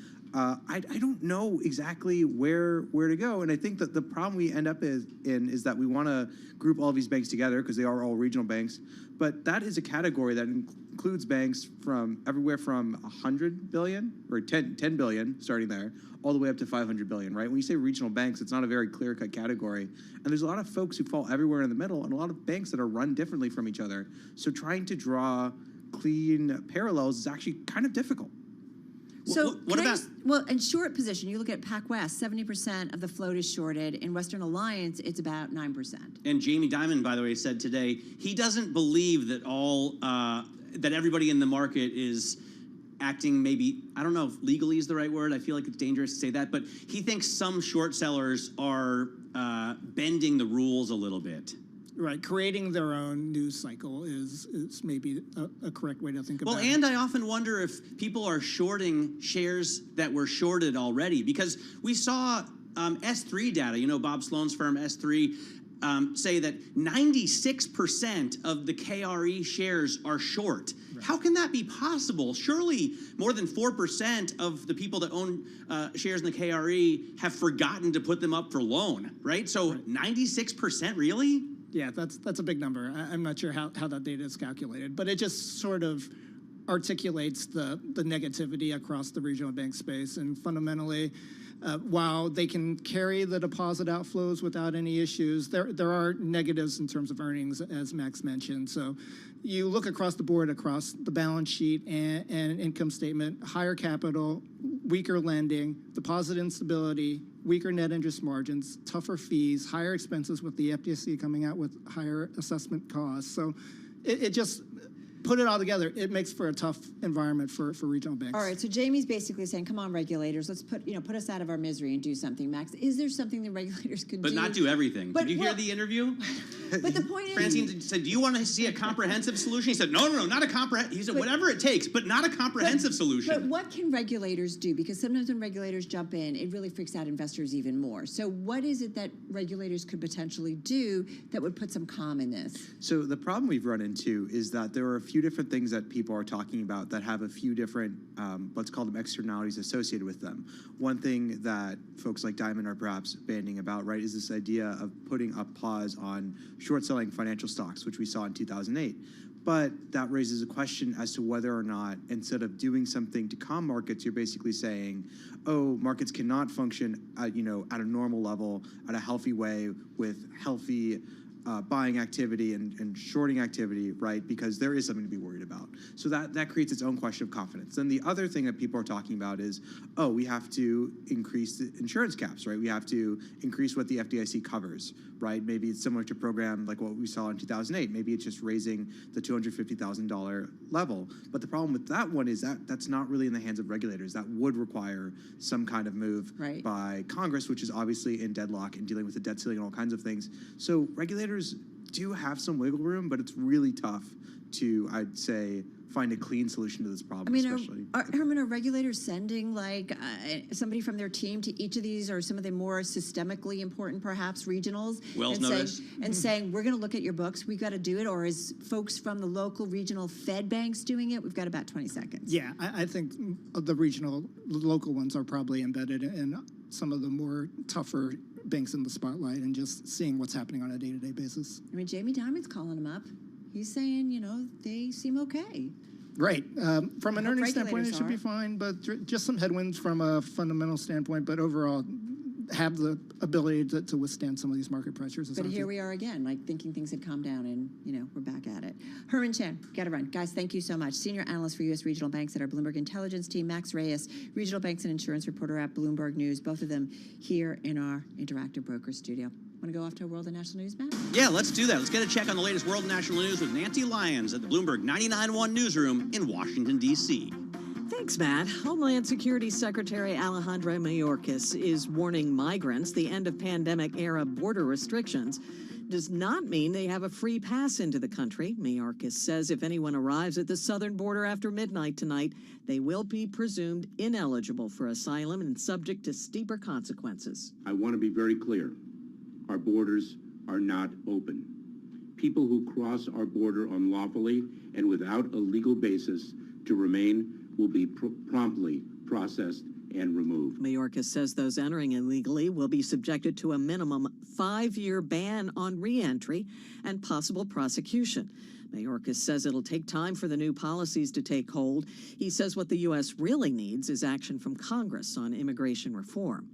While House Republicans believe their bill that's being debated right now is the answer. It calls for resuming construction of the border wall and sets a higher bar for demonstrating eligibility for asylum.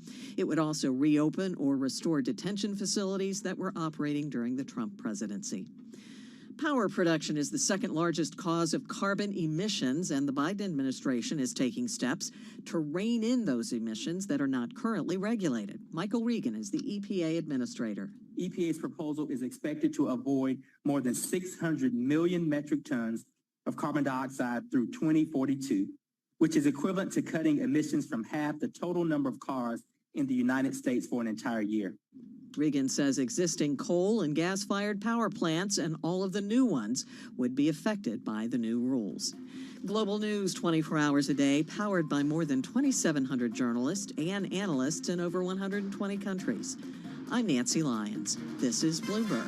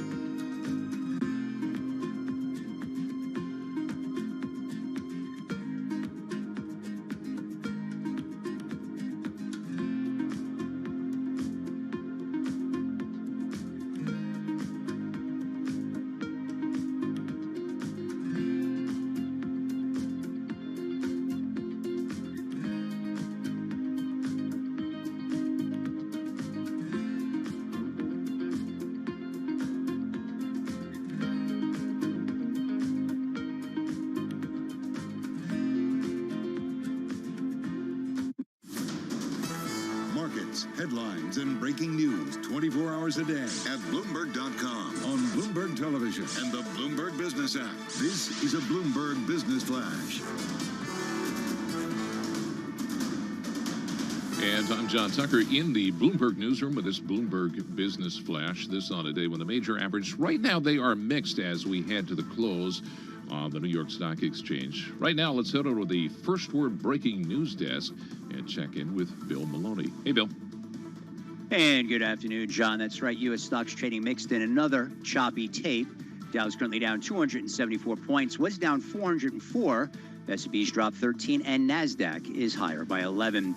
The U.S. 10-year yield at 3.39%. Gold is down 14, oil trading in the red, and Bitcoin is off by 3.2%. Among the main 11 S&P sectors, only telecom, consumer discretionary, and consumer staples were in the green. Energy, utilities, and real estate were under pressure. And leaders to the upside in the Dow, Coca-Cola and Apple, while Disney fell 8.7% after earnings and led to the downside. In the energy space, Granholm said oil purchases for the SPR could begin in June. And in other news, Western Alliance said deposits are up, while PacWest fell 22%. Wrapping things up, News Corp reports after the bell. Live from the First Breaking News Desk, I'm Bill Maloney. John? All right, Bill, thanks a lot. Once again, the S&P 500, 13 points lower, down 0.3% right now. We're at 4142 on the index. And we check the markets for you all day long, right here on Bloomberg Radio. I'm John Tucker, and that is your Bloomberg Business Flash. I'm driving in my car.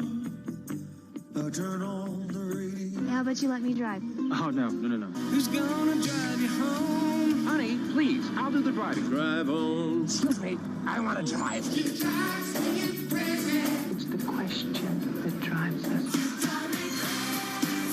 This is the Drive to the Close. That funky music will drive us till the dawn. On Bloomberg Radio. All right, everybody, just about 17 and a half minutes left in today's trading session. Carol Massar, along with the sometimes shy and a little nervous Matt Miller. Hard to believe. How many years have you been doing this? 23. I know you were just a wee one. Yeah.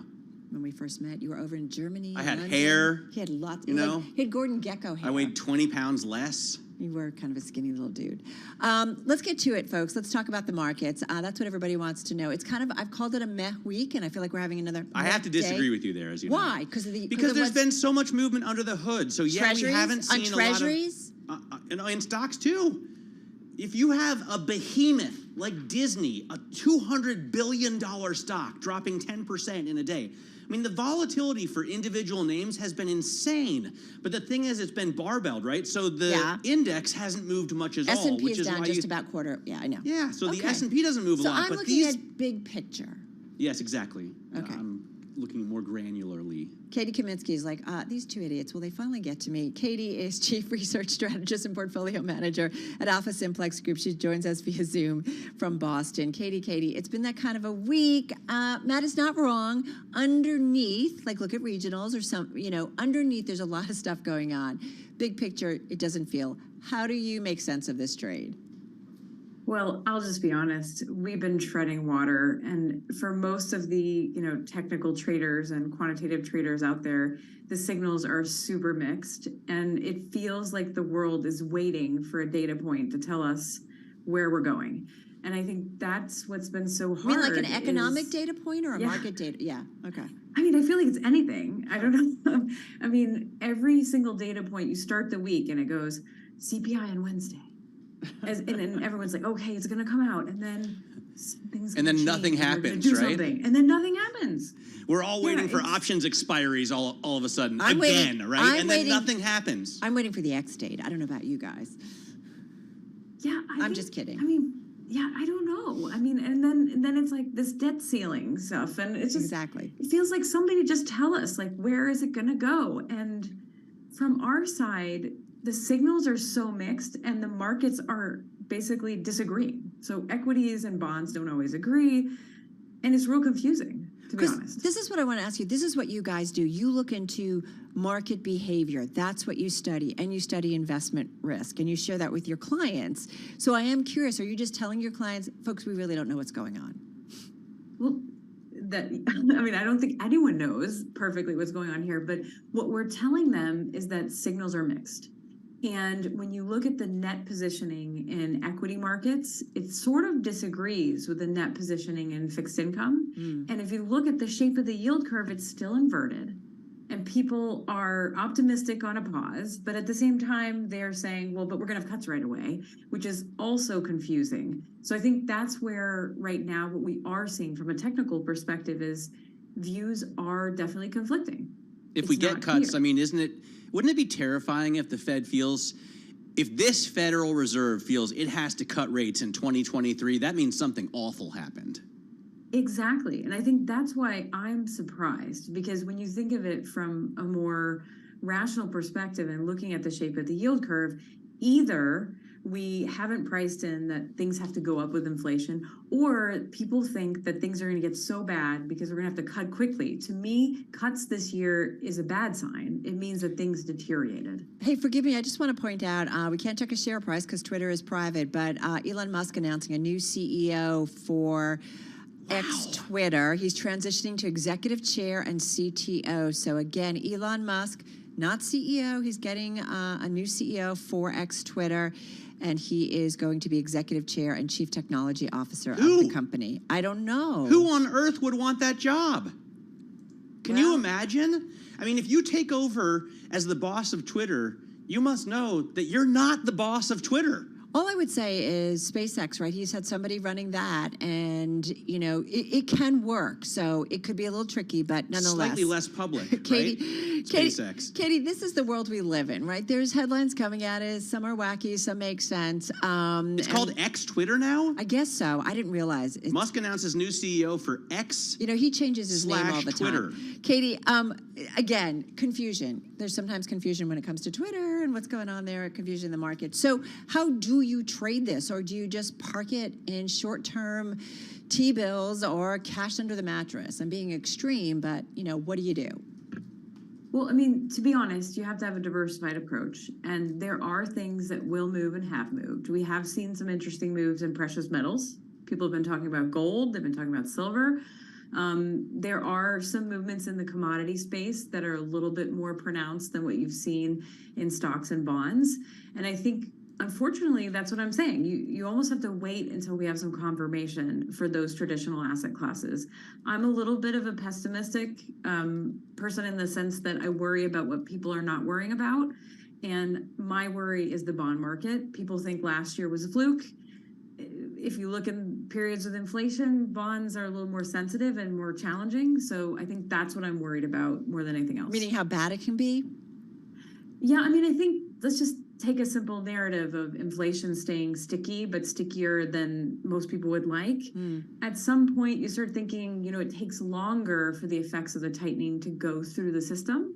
And thus, some of the bonds that you might own may not look as desirable. And I think that's where people have really thought about fixed income as the safety net. Like, it's always going to be there. But the truth is, it tends to be better when the Fed would stop hiking if the yield curve was steeper. And right now we have it inverted. So that means either bond yields have to go up to match, or that we have to have cuts. And either of those are not super great for bonds in general. Bill Gross has recommended buying the short end of the curve, and a lot of people are talking about T-bills that mature right around the X date, whenever that is. But the interesting thing to me is, if you own those bonds and then they get a deal, all of a sudden the value of the asset you hold is going to drop like a stone, right? Yeah, that's a tricky place to be. And I think T-bills, especially with the narrative of thinking about politics and resolution of those issues, for me, that's getting it's getting hard, right? And so I think there's definitely some trades there, but they're going to be much more complex than sort of a simple supply-demand narrative. But I do think that shorter term, or even if you're thinking out into a 1-year horizon, so you kind of think that this may be resolved by then, might make sense. If you're worried about the end of the yield curve or the steepener trade. Bottom line, it's not easy being an investor right now, Matt. Well, true. That's why they get paid the big bucks. Exactly. Katie Kaminsky, Chief Research Strategist, Portfolio Manager at Alpha Simplex Group. Great to have you here. Be well. She's joining us, or was joining us, on Zoom from Boston. All right, just got about 10 minutes left in the trade. Carol Massar, Matt Miller, You're listening and watching Bloomberg Business Week on Bloomberg Radio. That's some dad for you.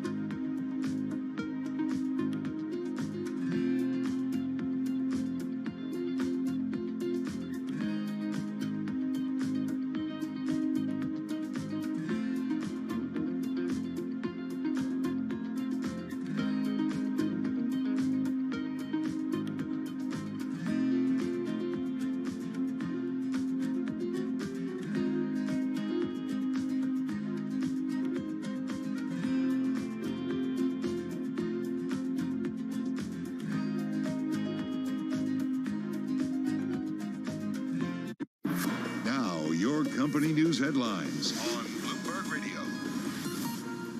And from Bloomberg World Headquarters, I'm John Tucker. Good afternoon, everybody. Peloton Interactive shares, they are lower. The fitness company says it's recalling about 2.2 million exercise bikes because of a safety hazard that's being posed by the seat.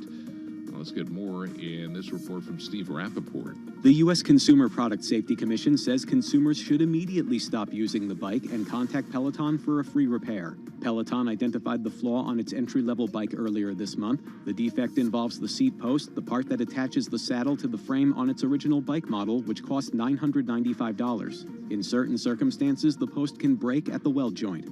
As of the end of April, the company identified 35 reports about the problem out of 2.4 million units sold since the bike's launch in the U.S. and Canada. Steve Rappaport, Bloomberg Radio. All right, thanks, Steve. And Disney shares right now, they are the biggest drag in the S&P 500, down the most in about 6 months. The company posted a drop in subscribers to its streaming service. They also predicted a wider loss in that business for this quarter. And BlackRock shaking up its alternatives business with roughly $300 billion of assets. The firm looks to build more focused teams for private credit and direct equity strategies. And Elon Musk, he's busy. He's tweeting right now. Says he's excited to announce that I have a new CEO for Twitter. She'll be starting in 6 weeks. His role, he says, will transition to being executive chair and the CTO. And that is your latest company news. I'm John Tucker.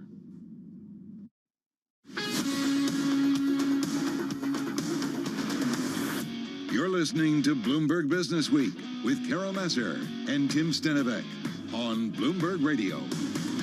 All right, everybody. Yep, we're back here on Bloomberg Business Week. Carol Master along with Matt Miller. Tim, as you know, is on leave. You heard John talking about Twitter, Elon Musk tweeting. I'm looking at Elon's Twitter feed as we just heard that he does have a new CEO for X Twitter. X is, of course, the. Did he name the person yet? It says she will be starting in 6 weeks, and I was just looking to see if there is a release. Melissa Meyer? I'm just guessing. No, I think that's not correct. It doesn't look like he's saying it yet. So she's starting in 6 weeks. He's toying with us. He's trolling us. Is he toying, or is that? Trolling, I think, is a better. This is how he does things, right? But trolling, yeah.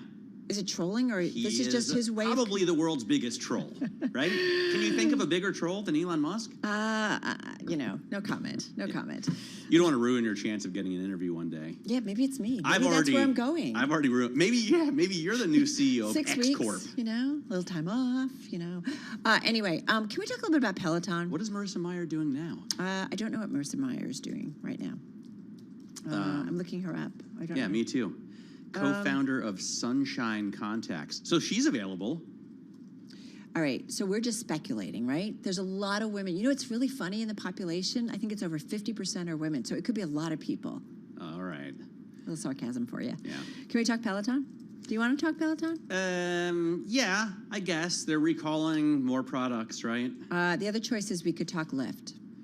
Lyft is quite cool. Do you want to talk about that? I'm going to have the new CEO on my program tomorrow, my television program tomorrow. Oh, you get all the good stuff, huh? Well, thanks to Caroline Hyde. She couldn't find a spot in her Bloomberg Tech show. Is that what happened? So she's going to bring him on my show. Hey, however it happens. Yeah. I mean, both of the stocks are big movers. And Lyft is down 5%. They're going to officially discontinue shared rides. So they're changing things up a little bit. They're trying to kind of compete with Uber, which is doing... With shared rides, meaning like you get in the car and then someone else gets in the car? Have you ever done that? I've done that once or twice. And then I was kind of like, this doesn't feel quite right. No. I'm still getting over getting into a stranger's car. Yeah, I don't want to. Okay. I don't want to be involved in that. Bronxville, the taxi company in Bronxville and Scarsdale, they do that, and I don't like it.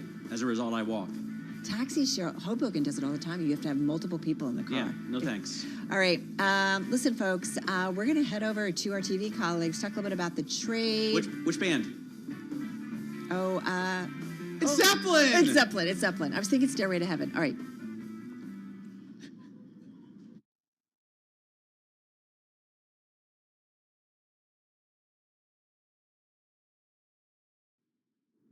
Beyond the Bell, Bloomberg's comprehensive cross-platform coverage of the U.S. market close starts right now.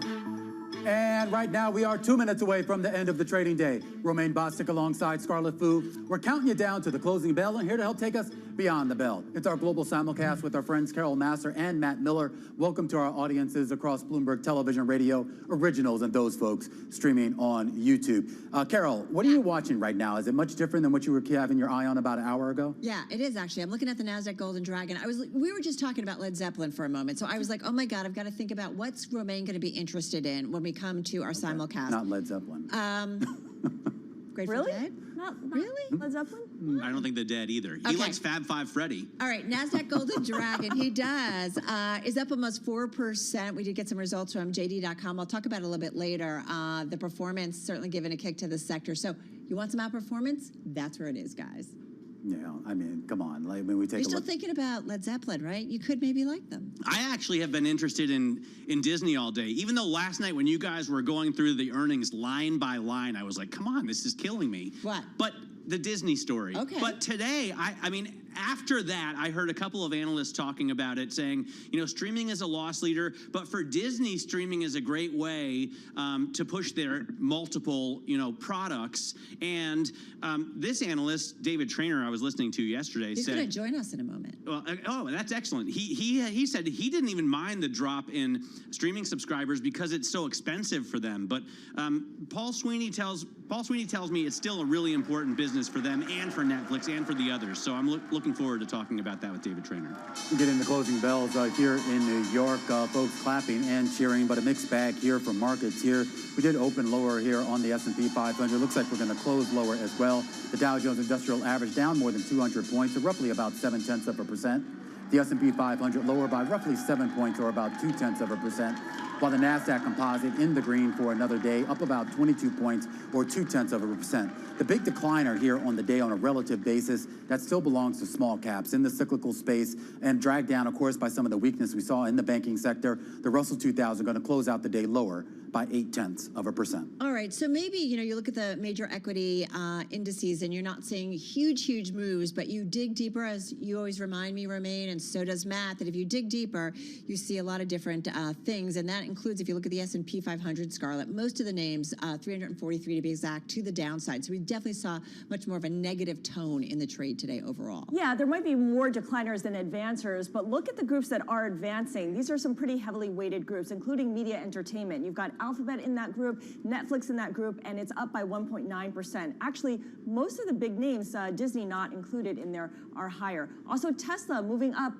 getting a little bit of a late lift here on the announcement that Elon Musk is going to not step away from CEO of Twitter, so perhaps he'll focus more on his day job, which is to lead Tesla. Retail also doing better, 0.9% gain there. On the flip side, energy, a big loser here, off by 1.2%. Utilities and REITs, all down by at least 1%. All right, folks, let's get to some of the individual gainers in today's trade. Tapestry, it was number 2 gainer in the S&P 500, Coach, Carole King. Kate Spade, Stuart Weitzman, what? Carole King. That's what I think of instantly. That was a Carole King record. Tapestry? Really? Yeah. A little mansplaining on Carole King. Thank you so much.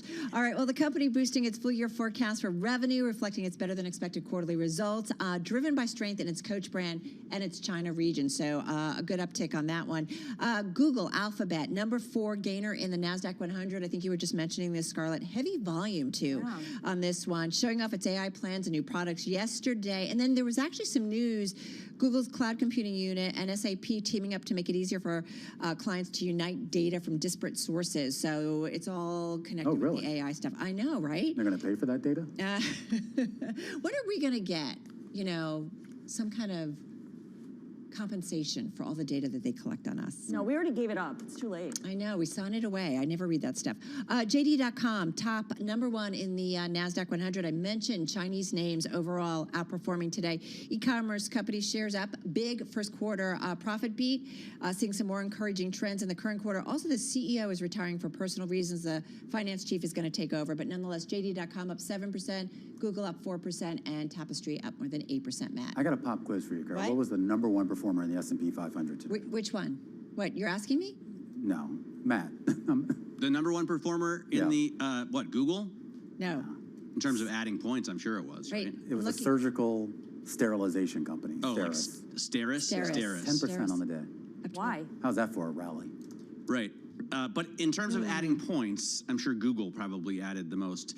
In terms of the losers, I'm not going to talk about Disney because we covered it all day long and yesterday as well. I will say Peloton dropped to a record low. The shares down 9% at the close after a recall of 2.2 million exercise bikes due to safety hazards posed by the device's seat, which sounds really concerning.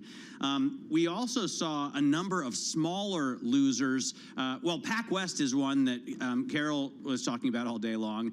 They dropped, I think they're down about 9.5%. Was it PacWest? 23%. 23%. Wow. Okay, sorry. The deposits over the last week fell 9.5%. I was thinking that was pretty interesting. So their deposits were decimated as they look for strategic alternatives. And then some tiny ones. Groupon, I don't know if you remember Groupon even, but this was a big deal when it first came out, right? It's only a $100 million company now, and they have really missed their estimates for the first quarter. Now they think the business is facing serious challenges. There is no silver bullet to fix Groupon. That's from the company itself, a direct quote. Immunity Bio is another one I thought was interesting because it fell 61% after it didn't get the FDA nod for a weight loss drug, and it says that it's going to have to change the formula completely. The stock was worth $622 yesterday, and now it's trading at $2.79. Did you guys notice he got 4 decliners and I got 3 gainers? I noticed that when Yeah. you sent the message in called the gender simulcast inequality. chat. It is Why did you gender only put inequality. We three talk gainers? about what's going on in the yield space here on the day because that does continue to drive a lot of things, folks, here. We talk about 4% on a 2-year yield just a couple of weeks ago. We're now firmly below that level, now at 3.89 to be precise here. Only a downtick of about 2 basis points here on the day. But you saw some interesting buying across the longer end of the curve, particularly in that 10-year and the 30-year. There was an interesting auction on the 30-year a little bit earlier today. And it was kind of interesting, and an auction on with the 4-week bill. And it was interesting to compare and contrast the demand for that shortest of the shorter end, a shorter end sort of bill that's going to mature, presumably in the middle of what could be a debt ceiling fight, and the longer end safety of a 30-year yield and the balance that we're seeing between those two. Remember when we thought the CPI report and the PPI report would unlock this narrow trading range and we'd get some kind of reaction? It didn't happen. I mean, CPI was a fairly encouraging report. PPI was also encouraging. And if anything, it brought back people who are betting on some kind of Fed rate cut. One reason why is because headline CPI at 4.9% is below the Fed funds rate. So for some people, that means the Fed is going to cut. We just talked with Katie Kaminsky at Alpha Simplex. That's exactly what she said, Scarlett. It's like we keep saying, okay, we're going to get the CPI report. That's going to be the economic data point that gives us clarity about what's going. And she just said we keep going from point to point. We're all kind of waiting for that one data point that really tells us what's going on. In terms of the remember outlook. when, because 0 days to expiry options were all the rage, and we thought the expiry a couple Fridays ago was going to actually move the market. So I was waiting, honestly, with bated breath for the expiry at 1 o'clock, and then nothing happened. I don't know what it's going to take to move us out of the range. I think it's interesting, though, too, when we talk about sort of where market sentiment is. I mean, obviously, we pay attention to equities and even to yield space. I thought that the drawdown over the last couple of days in WTI crude is kind of interesting as well, and Brent crude, for that matter, as well. The idea that sort of this hope that we had for China's reopening and sort of what that would mean for the rest of the emerging market space and even the developed market space, that hasn't materialized just yet. It could still materialize there. But a lot of those big bets that we would continue to see that uptick in commodity prices really being unraveled, not just, of course, in energy space, but you're also seeing that in a lot of the base metals. In fact, they had one of their worst days in quite some time. Yeah, but it does go back to that global macro uncertainty, whether it's China, whether it's what the Fed does next. Janet Yellen, the Treasury Secretary, will be speaking with us. She's been making the rounds, really warning everyone that June 1st is the X date, things could get bad, and hey, politicians, you guys need to do something about it. I don't know that they've heard that message. Less than 12 hours before we hear from Janet Yellen. That's at 3:30 a.m. New York time, that interview. What exactly, though, do you think the market wants to hear out of her? I mean, she's told us when the X date is. This is largely out of her control. I don't think the market wants to hear anything. Right, but this is largely out of her control at this point. So, I mean, I don't know about you, but as a taxpayer, and I pay for those folks down in Washington, I just kind of want them to do their job and figure it out. Like, this is ridiculous. But both sides of the aisle would say that they are, right? Are they? No. That's what they both would probably If tell they you. were, they would be coming together and they would be talking and they would like say, hey, we got 8 hours, 4 hours, figure it out. No, they're looking ahead to their July recess. They are indeed. Girl, you're such an optimist. I know, I try. All right, guys, that's a wrap. We will see you tomorrow. That's a wrap for our cross-platform coverage, Beyond the Bell, radio, TV, YouTube, and Bloomberg Originals. We will see you again. It will be Friday. We'll see you at 4 p.m. Wall Street time.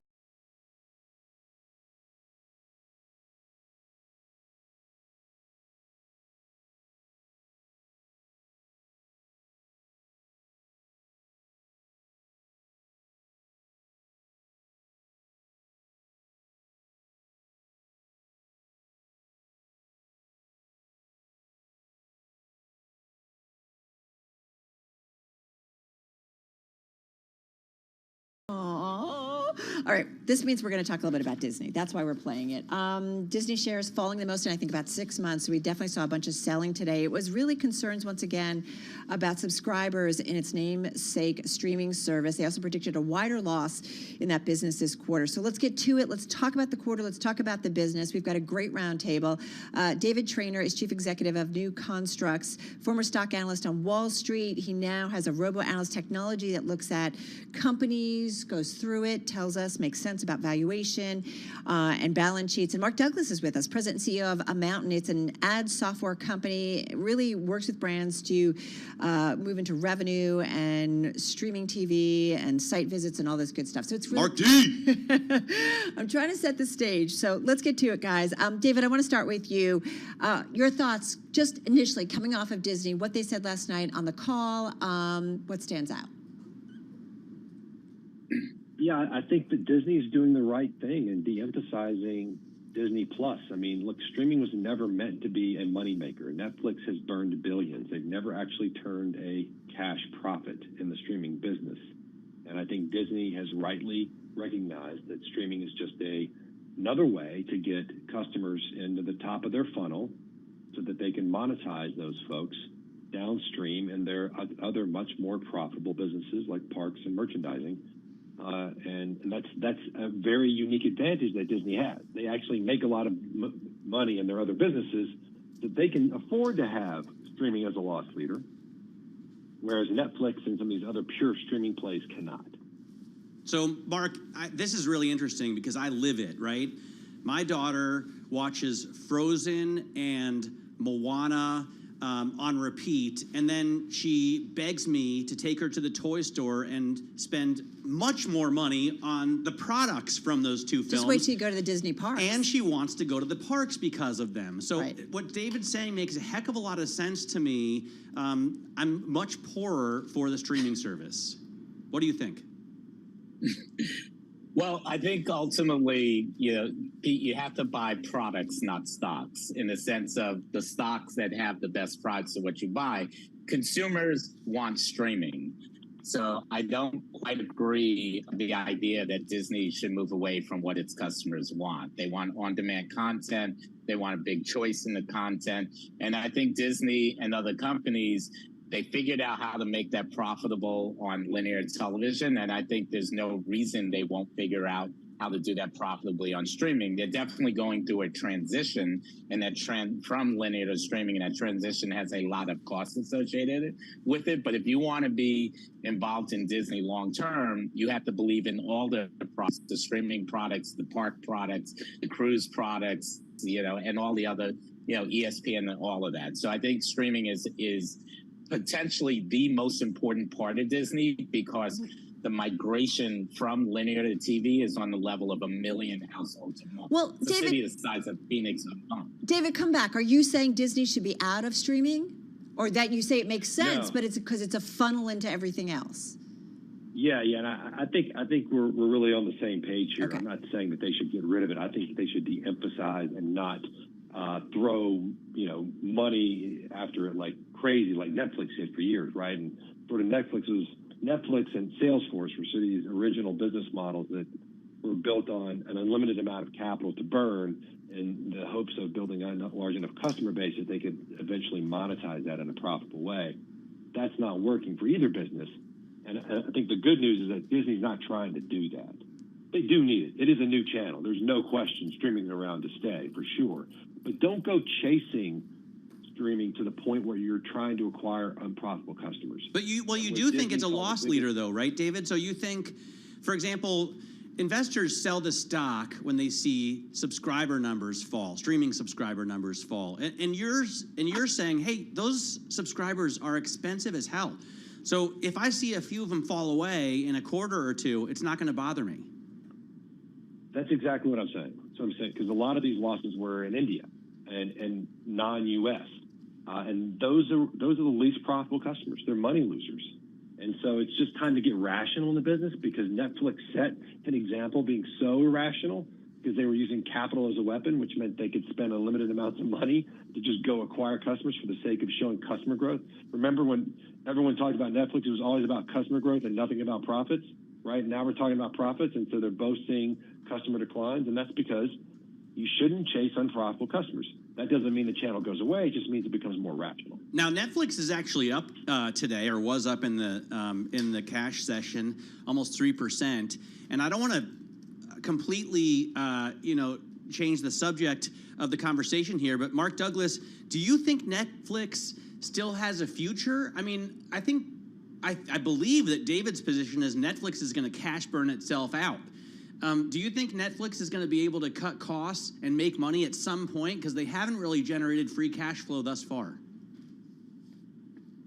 Yeah, I mean, I think there's definitely, given their scale, the opportunity to cut costs. I agree with what's being said in terms of different markets have different unit economics, and you kind of have to make a clear choice as to which of those economics that you want to pursue. I think the big thing for Netflix is how all in are they going to go in terms of ad-supported model. And if the streaming model, the unit economics, at least in some markets, it hasn't been the greatest, but the opportunity to sell ads against that content, I think, is a boost to the brand. It brings in more of those subscribers, and even with their core subscribers, I mean, there's an opportunity to essentially do price increases through, basically the inclusion of ads at some point, and maybe you trade $1 or $2 of discount for $5, $6, $7 more of revenue over the month. But these things are hard to do, and I think I completely agree that the obsession with subscribers, it needs to stop. I think people actually want that because it's a reason to get the stock to swing and generate profits for short-term traders. David, you've got this natural language processing technology formula. You can really look at Disney earnings, the quality of those earnings, and against its current valuation. When you do that, David, what does it tell you about Disney? Well, Disney's economics are the worst they've been in a while. I think the double whammy of the Fox acquisition and COVID was rough, but we are seeing the margins and returns on capital turning back up, and I think with Bob Iger back in charge, we can expect to see that trend continue, and that's why we're bullish. We think if returns on capital get back to half of where they were, the stock's easily a $130 stock. Mark, ESPN, streaming, how valuable is that? Because you know that there's been pressure on Disney to kind of kick it out as a separate entity. Yeah, I think it's critical to the brand. I mean, the one thing everyone should remember: more people watch television a day than use social media, and they spend 3 times as much time doing it too. They spend 59 minutes a day on TikTok and Meta. They spend 3 hours a day on television. So the Disney brand is built on the broad appeal to a lot of consumers. A lot of that appeal starts with those television assets, those movie assets. So they're really critical to brand. I actually think long-term, the biggest risk to Disney is the brand is associated with being magical, and they need to maintain that magic in terms of everything they're doing. So they have to balance the short-term cost cutting with maintaining the magic. To maintain the price points that they have, like at Disneyland, and with all these products, and maybe over time with the subscription services. I think it's really critical for the long-term health of the Disney brand. All right, guys, we got to leave it on that note. I didn't get to complain about ESPN Plus. Well, you know what? We'll save that for next block. Okay, I just want to complain because I don't get to see enough good games on ESPN Plus, and I don't have cable. Help me, is it Friday yet? David Traynor over at New Constructs, Mark Douglas at Mountain. We really appreciate you joining Matt and myself. You are listening and watching Bloomberg Business Week, and this is Bloomberg Radio.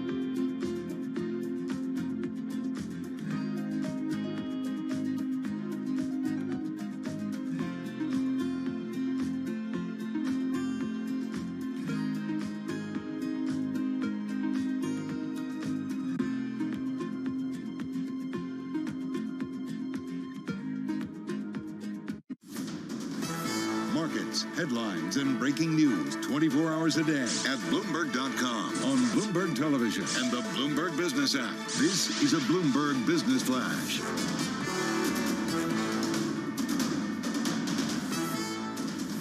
And I'm John Tucker in the Bloomberg Newsroom with this Bloomberg Business Flash. Well, the major averages, they ended this session pretty much where they were all trading session all day long. Mixed. Coach owner Tapestry, which also owns Kate Spade and Stuart Weitzman, reporting far stronger than forecast profit and revenue in the just finished quarter. Thanks to shoppers everywhere. Well, Tapestry shares, they rose 8% in today's session. You know, last week, pilots at American Airlines, they voted overwhelmingly to authorize a strike. Today, Southwest pilots, they did the same. It's a sign of frustration over what they view as lack of progress in their contract talks. The vote in favor was 99% for the pilots. And Adidas, or if you live in Europe, Adidas, they had considered physically destroying millions of pairs of those sneakers from its terminated collaboration with the rapper Ye, formerly known as Kanye West. But Adidas now plans to sell the merchandise, and what they're going to do with the proceeds, donate all of it to charity. And then you had Walt Disney's disappointing earnings last quarter, slammed the stock today. The Dow in particular, so that was down 222 points, the Dow Jones Industrial Average. S&P 500, 7 points lower. That was down 0.2%, 4130 on the index. The NASDAQ 100 was up 42 points today, ending the session up 0.3%. And Matt, you're right. Now I can't get Carole King out of my head. Tapestry. Well, here, I've got a new one because he's like, I can't believe you've never heard of Tapestry? Me? Yeah. Of course. The album. A great album.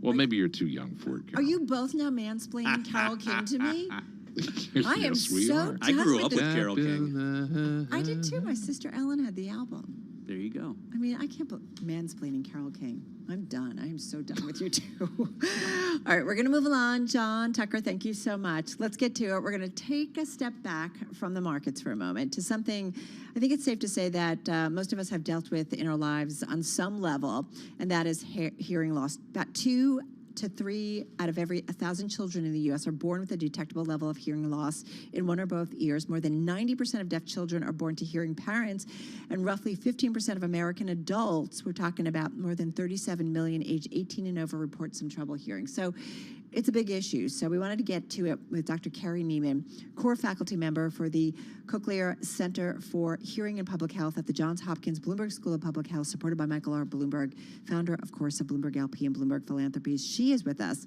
on Zoom from Bethesda, Maryland. Dr. Neiman, it is so nice to have you here with Matt and myself. It is a big issue. I certainly dealt with it with my aging dad. Went through hearing aids. It wasn't always such an easy process. But talk to us a little bit about... That's why I'm so loud, by the way. You are loud, man. It's because, well, I know, but all joking aside, right? It's because I have pretty significant hearing loss. And... over time? I just don't hear myself as well. Were you born with or no? No, I just ruined my hearing in my teenage years. And as a result, I guess, the same thing happened to my dad, so it could be... Genetic to some extent. Dr. Neiman, come on in and kind of set the stage for us, because it apparently, like I said, it affects a lot of us. Yeah, exactly. Almost all of us at some point in time are going to experience some degree of hearing loss.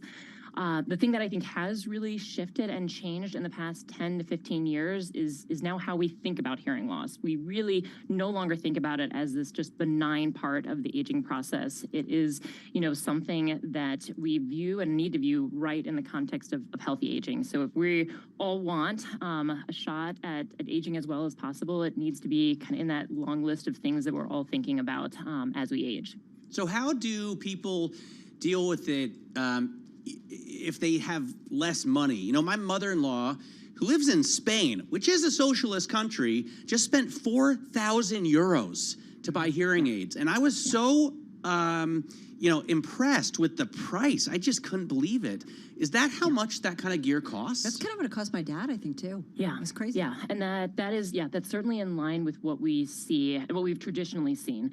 The thing that has shifted in this, really past year or so is the advent and the opening of over-the-counter hearing aids into the market. And so that's one important piece of the puzzle in terms of how do we make hearing care more affordable is by bringing the technology side of things down in terms of opening up that market. And so it's not dominated just by a few kind of players, but opening up to consumer electronics and many others to enter. But I think the important piece here is, yes, we have technology, but how do we connect older adults to that technology? And that's a lot of the work that I do in partnership with community partners and particular community health workers. Yeah, and only if I wonder if this is going to be in the budget talks. I'm guessing not necessarily, like spending on this or providing. I say that, I'm bringing that up because the headline just crossed. President Biden's meeting with congressional leaders on the debt ceiling has been postponed. So it goes on. Business as usual sometimes, if you will, when it comes to Washington. But Dr. Neiman, no, I do think about this, right? Like it is so expensive, and you do wonder what we're doing to somehow make it more affordable, or is there something the government can do? I don't know. What's the answer here? How do you guys look at it?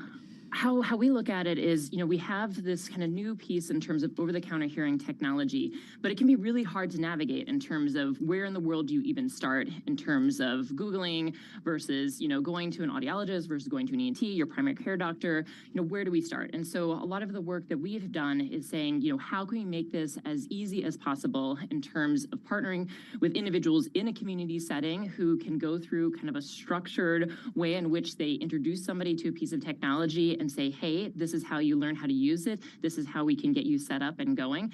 And, we have seen results in our work that are comparable to what we see with gold standard hearing aids fit by an audiologist. And that's, done, in a community setting in partnership with community health worker, 2 hours using over-the-counter hearing technology. And so it's not only just the technology, but it's an openness to kind of new and different models of care that are going to need to come alongside. So talk to us about the gear. The basic setup is, how much does it cost? Is it just like an amplifier that makes the sounds in your atmosphere louder? And can you get it at CVS or Dwayne Reed? What is this? Yeah, 100%. So there are a lot of different options available. There are options that look like a headset that can be, user-friendly for individuals who've, had a stroke or have bad arthritis, and those can run around just $100, and they can work really well. But then there's obviously a lot of other devices that are ear level that look like a traditional hearing aid, and those are going to run more in line with around $300, $400 for one side, for one ear. So that is certainly some money, but it is definitely an improvement from the $4,000, hearing aids that you may get, through your audiologist or your ENT. Can you just do one ear? I guess you can, right? Like if you just have problems. For sure. Yeah. What if you? Yeah, wait, if you can't hear ideally. Yeah, go ahead. Yeah, ideally it's two. But yeah. if we're talking about nothing versus something, we'll always take something, and one is always better than none. What about people born with hearing loss? I did. Years ago, I did a piece on cochlear implants for the deaf, and there was some debate in the community about whether or not that was even a good idea, because they don't they don't want to really accept deafness as being something that needs to be fixed. On the other hand, we had a guest the other day who's had 90% hearing loss in his left ear since he was born, and he went and got a cochlear implant that he says has just changed his life for the better. So recently he got it? Yeah, and he's 65 years old, and he finally said, you know what, it's time, the technology's there, and he's bald anyway, so he just went and got one. Yeah. No, so good question. A lot of what our work is focused on from kind of a public health perspective is really based on the numbers in terms of, for sure, we have individuals who are deaf, hard of hearing, who are born deaf. But that does represent a fairly small portion of the population in terms of, those numbers you were citing in terms of in the millions, that's primarily age-related hearing loss, and most of that is mild to moderate, and so solidly in the realm of individuals who generally want to stay within the hearing world and are looking for assistance and don't yet qualify for a cochlear implant. So it's really that group of individuals that we're looking, that over-the-counter hearing aids and kind of these new and different delivery models are looking to help address. Hey, Before we go, and I'm thinking about this having dealt with, aging parents and aging family members, the connection between hearing loss and depression, or dementia for that matter. Yeah, so great question. There have been a lot of large population-based studies that have seen an association, and really kind of repeatedly an association between things like hearing loss, dementia, cognitive decline. But the big question that really remains for a lot of us in the scientific realm is, have we seen data that shows us that if we take somebody who, maybe doesn't have a depression or, doesn't have dementia or give them a hearing aid, can we slow that cognitive decline, or can we, improve their depression and do that in kind of a structured, rigorous fashion? And so that is happening and ongoing right now in terms of some of the larger trials, and we're really excitedly waiting the results of that, which are expected out this year in terms of 2023. So a lot more to come there, but that's exactly the type of thing that we're thinking about when we're saying hearing loss matters. Well, so appreciate catching up with you. Thank you so much. Really important, certainly. Dr. Carrie Neiman, she's core faculty member of the Cochlear Center for Hearing and Public Health at the Johns Hopkins Bloomberg School of Public Health, as we remind you, supported by Michael R. Bloomberg, founder of Bloomberg LP and Bloomberg Philanthropies.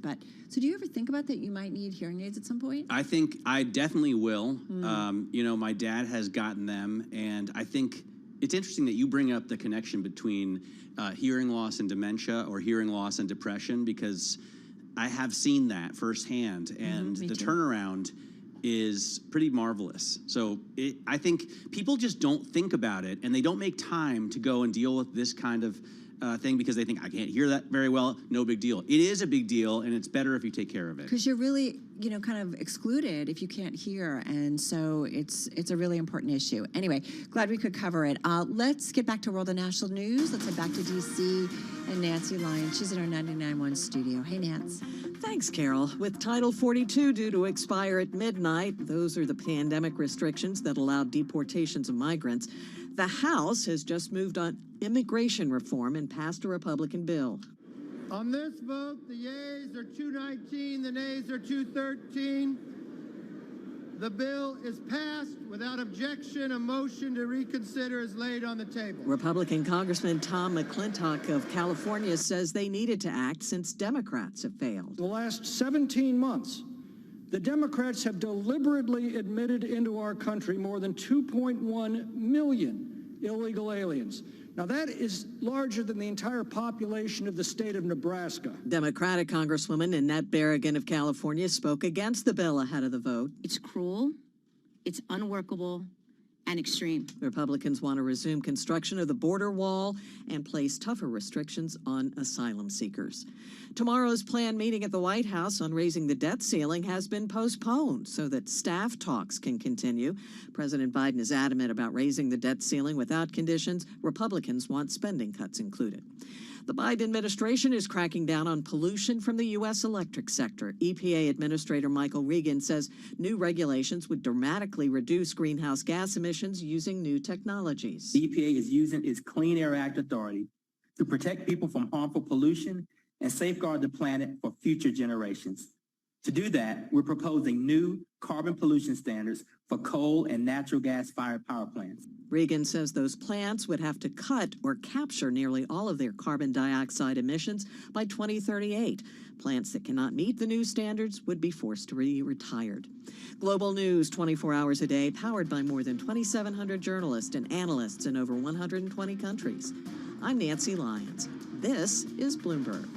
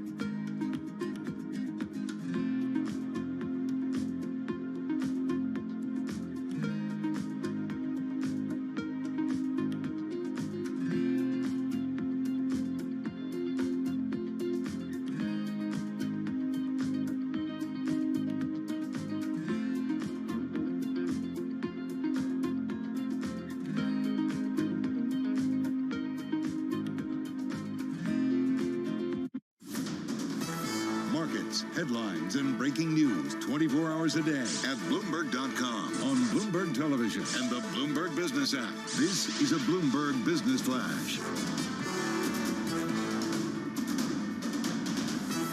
And I'm John Tucker in the Bloomberg Newsroom with this Bloomberg Business Flash. Stocks ending the day mixed. You had Treasuries rallying. Of course, that pushes the yield down after the data we got today that signaled a cooling jobs market. You also have renewed concerns about the health of the regional banks. That's driving demand for some of the safe havens. Did just get word that the Fed emergency bank loans, they rose this week to $92.4 billion. So they still need help. And then after the bell on News Corp, those shares jumping 4.7% of the post-market trading. Third quarter results topped analyst estimates. So what about the economic backdrop? What sort of opportunities does that create? Liz Young is head of investment strategy at Social Finance. The market right now doesn't really seem to believe that there's a recession on the horizon, or at least it's confused about that possibility. We're stuck in this range. Fed funds futures say there's a cut, but the Fed says differently, right? So there's all these sort of contradictions. If the catalyst to take us into some sort of contraction is the financial sector, you have to think about it from the sense of usually the sector that gets us there bounces pretty big on the other side. Again, Haven assets trading stronger. The dollar rising, Treasury yields falling. The 2-year falling to 3.89%. 30-year bonds extending a rally following a stronger than expected auction today. The Dow Jones Industrial Average ending the day 221 points lower, down about 0.7%. S&P 500 was 7 points lower, down about 0.2%. The Nasdaq 100 ended the session higher of 42 points, up 0.3%. And that is your Bloomberg Business Flash. Matt and Carol. All right, John, thank you so much. And just rehashing, because we do think this is certainly important considering the trade in those regional banks today. The Fed emergency bank loans rising to $92.4 billion from $81.1 billion the prior week. This is the emergency lending facility that the Fed launched, I think it was last month or maybe back in March, to really help stem some of the contagion in the banking sector. So going up last. Yep. Although it's come down substantially from Yes. the peak that it hit, I think, in March, right after the first, I guess the second bank implosion, right? People forget Silver. We've had 3 banks. Well, there's really 4. Or 4, excuse me. But one of them's crypto. And I noticed Jamie Dimon left it out as well. So people only think of really SVB, Signature, and First Republic. All right, you ready to do our next guest? Yes. All right, let's get to it. We want to talk to a company and to its head. They actually reported earnings this week. They're about a $2.9 billion market cap application software and cloud company. We're talking about DigitalOcean Holdings. First quarter revenues met estimates. As for the overall report, though, Barclays said the results were somewhat mixed, and we're looking at a stock that's up about 25% so far here in 2023. Yancey Spruill is CEO at DigitalOcean, joining us on Zoom from Boulder, Colorado. Yancey, it is nice to have you here with Matt and myself. Before we start and get into the quarter in the business, just remind our world exactly what you guys do. Application software covers an awful lot. It sure does, and great to be with you. We're a cloud infrastructure company, which means we have a dispersed set of computer and other storage assets around the world, and we rent access to the nearly 700,000 customers around the world, 185 countries, and so they can rent access to our cloud infrastructure to achieve their compute needs versus owning their own computer equipment around the world. So a lot of them startups. A lot of them startups. Yeah, we focus mainly on early stage businesses, so people who have ideas, developers who are testing ideas, and they graduate into about 140,000 of those 700,000 customers are running small emerging startup businesses on the platform. And why they come to us is it's simple, easy, intuitive to use. We provide a lot of support and documentation, and they don't have to spend on it then, right? Yeah, and then the last piece is it's cheap, relative to other alternatives. So how do you, Yancey, how do you keep it cheap relative to the alternatives? I would imagine scale allows costs to be dropped. So what do you do to fight AWS and Microsoft? Yeah, we certainly don't have the scale of some of the Microsoft, et cetera, those folks. But, you know, we are very large customers of some of the large hardware providers. And, you know, we, over this 11-year history of our company, have become very good operators. We're getting better over time. And also, so that's important, operational excellence, and that's an ongoing thing. The other thing is we are very tailored, our product applications, to a narrower set of customers, which is the SMB, small, medium-sized businesses, early-stage startups, which is about $100 billion market size. It's a much smaller market than the big players play that focus on enterprise. So because we are focused on a smaller end of the market, simplicity of the product set allows us to not have to invest in a broad, diverse set of applications to cover the breadth of an enterprise market. And that keeps costs down as well, because we can be very focused in our applications that we offer customers. Yancey, what impact have you seen in your demand flows, if you will, coming off of the collapse of Silicon Valley Bank? If you're working with startups in that space, I'm just curious what impact you've seen. Well, I wouldn't say, you know, one of the things we've seen over the last year is a slowing in the broader economy. I don't know that we've seen any change over the last 6 weeks since that bank. 70% of our customers are outside the United States. Mm-hmm. Most of our customers are bootstraps. You know, they have a day job and then they start a business at night, and when it gets of scale, they can pay for their own bills. They quit their day job, so they're not part of that institutional capital market. So we saw very little impact, had very little exposure, both directly as a business, but also in terms of our customers, and saw no real disruption, you know, over the last couple of months as that's all played out. So I imagine you have server farms probably in more than one location. Talk to us about where you set up your gear and what kind of energy bills do you pay? You know, we've seen the cost really fluctuate, but last summer, for example, very expensive. Well, we're in 50 different locations around the world: New York, Singapore, Frankfurt, Sydney, Toronto, San Francisco, India, Bangalore, India. All right, you don't have to name them all, Yancey. Yeah, right. So we're all over the place, and we serve customers all over. We have a very high capability network, and you know, power, energy is a big cost. We talked about that in the last earnings call earlier this week, that we are paying slightly higher power costs in Europe because of the anticipated higher costs that we're going to be there because of what's going on in Ukraine. Obviously, that hasn't played out, so hopefully that will dissipate over time. But it's a big cost. You know, one of the good things about our business is we have Moore's Law playing it, in that, you know, efficiencies being built into the chips, into the technology. They get smaller, they consume less power over time. We work very closely with our data. We host, so we have third-party data centers, right? And we work with them on their strategies for energy efficiency. So I think we have a good plan going forward, and actually a good footprint today. And we have tailwinds at our back, just given the nature of technology, how it evolves. But power is a meaningful cost for us in our footprint today. You mentioned 70% of your customers are outside the United States. Is it largely in Europe? Is there a specific region of the world? I'm just, no, you're shaking your head. So you talked about all the centers you have. So what does it tell you then about kind of what's going on in the global economy? You said things have been slowing down over the past year. Are they continuing to slow down?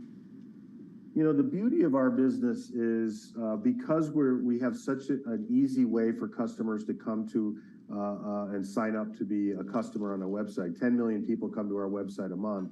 Tens of thousands become paying customers every month. So very efficient. We get people from all over the world. And so we're split roughly Europe, Asia, United States, North America, and the rest of the world. It looks like GDP. So we truly are a reflection of entrepreneurial activity happening all over the world. We also don't have a lot of customer or industry concentration. Right. But you still see things slowing. We're seeing very consistent trends across the world. All right. Got to run. Yancey, thank you so much. Yancey Spruill, he's Chief Executive Officer at DigitalOcean, joining us on Zoom from Boulder, Colorado. As we said, this stock is up about 26%. this year.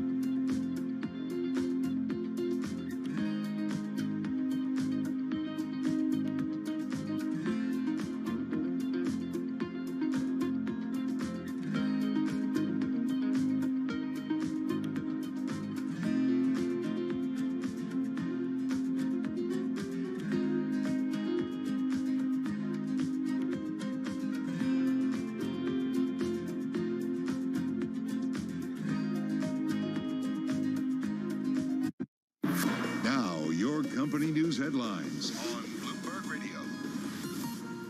And hi, everybody. I'm John Tucker in the Bloomberg Newsroom.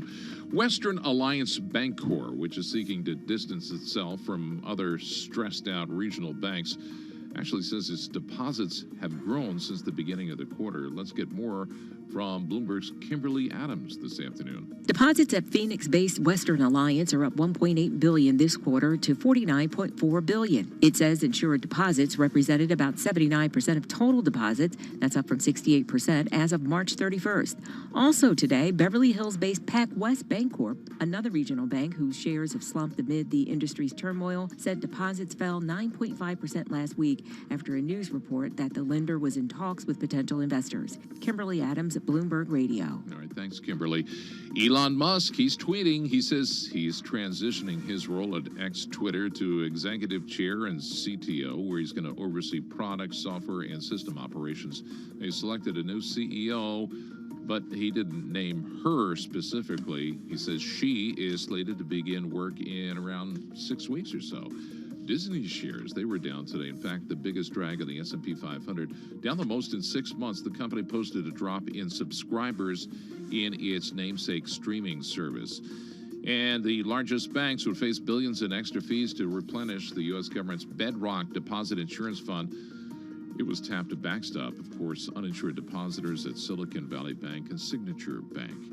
And that is some of your company news taking place today. I'm John Tucker from the Bloomberg Newsroom.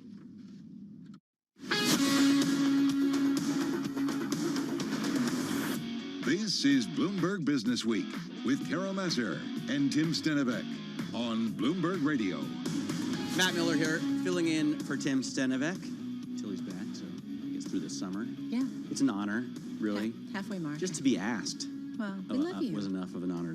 Anyway, I want to get down right now to Nancy Lyons for World National News. She's at the Bloomberg 99.1 newsroom in Washington, D.C. Nancy? Thanks, Matt. President Biden's follow-up meeting with congressional leaders on raising the debt limit has been postponed until next week. The meeting was originally set for tomorrow, but staffs have been working behind the scenes to find a way to ensure that the government can meet its financial obligations while also considering spending cuts. They apparently need a little more time. House Republicans have followed through on their promise to pass their border security proposal today as Title 42 ends. That's a Trump-era policy that allowed U.S. Customs and Border Protection to use the pandemic as the basis to quickly deport undocumented migrants. The House proposal, passed on a party-line vote, would provide funding to restart the border wall and enhance monitoring technology. The Biden administration is addressing the situation at the border by imposing new rules that'll come with tougher consequences for those who do not choose a legal path to enter the country.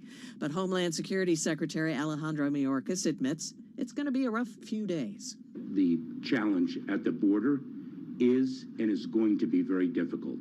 And we have spoken repeatedly about the fact that that difficulty may actually only increase at this time of transition. It is going to take a period of time for our approach to actually gain traction and show results. Secretary Mayorkas says people who cross our border unlawfully and without a legal basis to remain will be promptly processed and removed. Well, the U.S. COVID-19 public health emergency also comes to an end today, more than 3 years after the pandemic began. The Biden administration is downgrading the risks, saying deaths and hospitalizations have declined dramatically due to the wide availability of vaccines. And also today, the World Health Organization declared Mpox is no longer a global health emergency. That's the virus we once called monkeypox.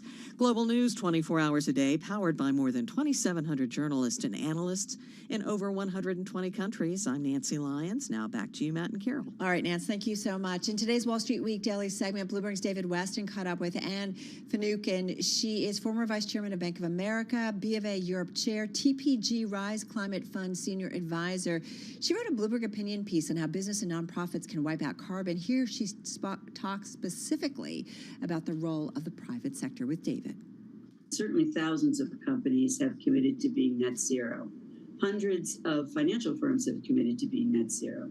That means there's a whole process they have to go through. They have to do an audit, take an inventory, figure out where they are in terms of their carbon footprint, ameliorate what they can, which is to go to a renewable electricity, to reduce their carbon footprint by what they do in terms of power, light, how they heat, how they cool their buildings. But you can't get all the way there because the technology is not in place, the infrastructure is not in place. Now, in the United States and in Europe, it will be in place over time. The IRA is going to go a long way to putting infrastructure in place, to putting the technology in place. But we probably have 10 years till anyone can get to carbon neutrality.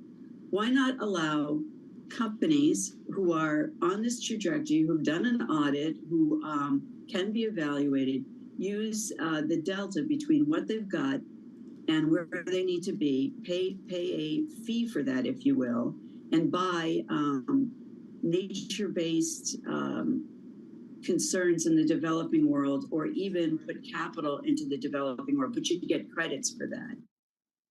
All right, that's Bloomberg's David Weston with Anne Finucane, former Vice Chairman of Bank of America. She's at TPG Rise Climate Fund Senior Advisor. Check out that full interview and be sure to catch this Friday, Bloomberg Wall Street Week with David at 6 p.m. Wall Street time on Bloomberg. You know what's cool about TPG? What's cool? They once owned Ducati. Always a car connection, huh? That's motorcycle. But they sold it. Oh, Yes, motorcycle, yes. sorry. Oops. This is Bloomberg.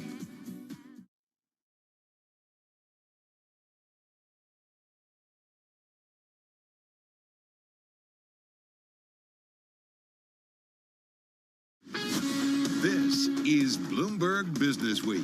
Insight from the reporters and editors who bring you America's most trusted business magazine, plus global business, finance, and tech news as it happens. Bloomberg Business Week with Carol Masser and Tim Stenevec on Bloomberg Radio. Hi, everyone. Bloomberg Business Week continuing on this Thursday, live from the Bloomberg Interactive Brokers studio, streaming on YouTube and Bloomberg Originals. I'm Carol Masser. Tim is off. With us is Bloomberg's Matt Miller. It's a pleasure to be here. I'm just happy to be here. You know? You're always happy. I'll tell you what happened. I used to wake up. I was waking up at 2 a.m. every day for the last couple of years. And now I don't wake up until 6. And as a result, I'm so happy. I'm so focused. I'm so productive. And it's just a huge change. You are like the Energizer Bunny. Remember Mike Schneider used to say that getting up at that wee hour, it was like being jet lagged all the time. Yeah. It was exhausting. It's not untrue. Well, we're not jet lagged, but coming up this hour, we are going to talk about the clock ticking on a Trump-era rule that expires tonight that's expected to bring about a surge in migrants into the U.S. and its major cities. We're going to find out what is happening right now at the borders. It's an important story. Huge story. And we just heard on Sound On that there are reportedly 150,000 migrants waiting on the south side of the border. You've got to, as a human, have some concern. Do they have food? Do they have water? Do they have shelter? What's going to happen if they're turned back? And we have sent the military down there to do exactly that. So it's a huge issue. And even without thinking of the overriding policy, that the U.S. has on immigration. All right, we've got to get to that. We're also going to get to the cover story of the new issue of Bloomberg Business Week, which is out. It's talking about Coca-Cola. We know they guard their recipe for Coca-Cola in the vault, but we're going to tell you about the plot to steal the other secret inside a can of Coca-Cola.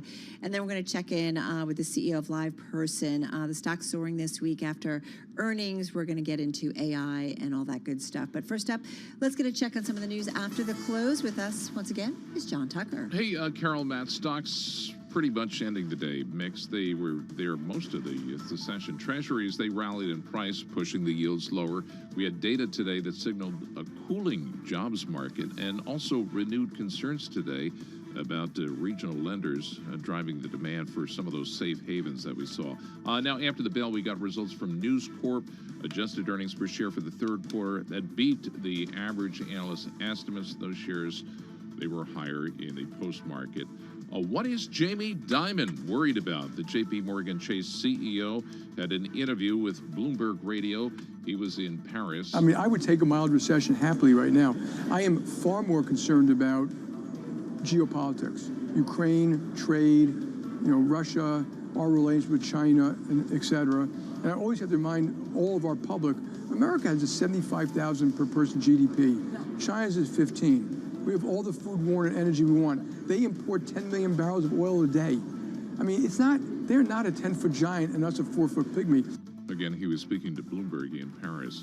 Adding to some of the jitters, President Biden's debt ceiling meeting scheduled for Friday, that's been postponed as the staff continued to negotiate on that front. S&P 500 today ended 7 points lower. That was down 0.2%.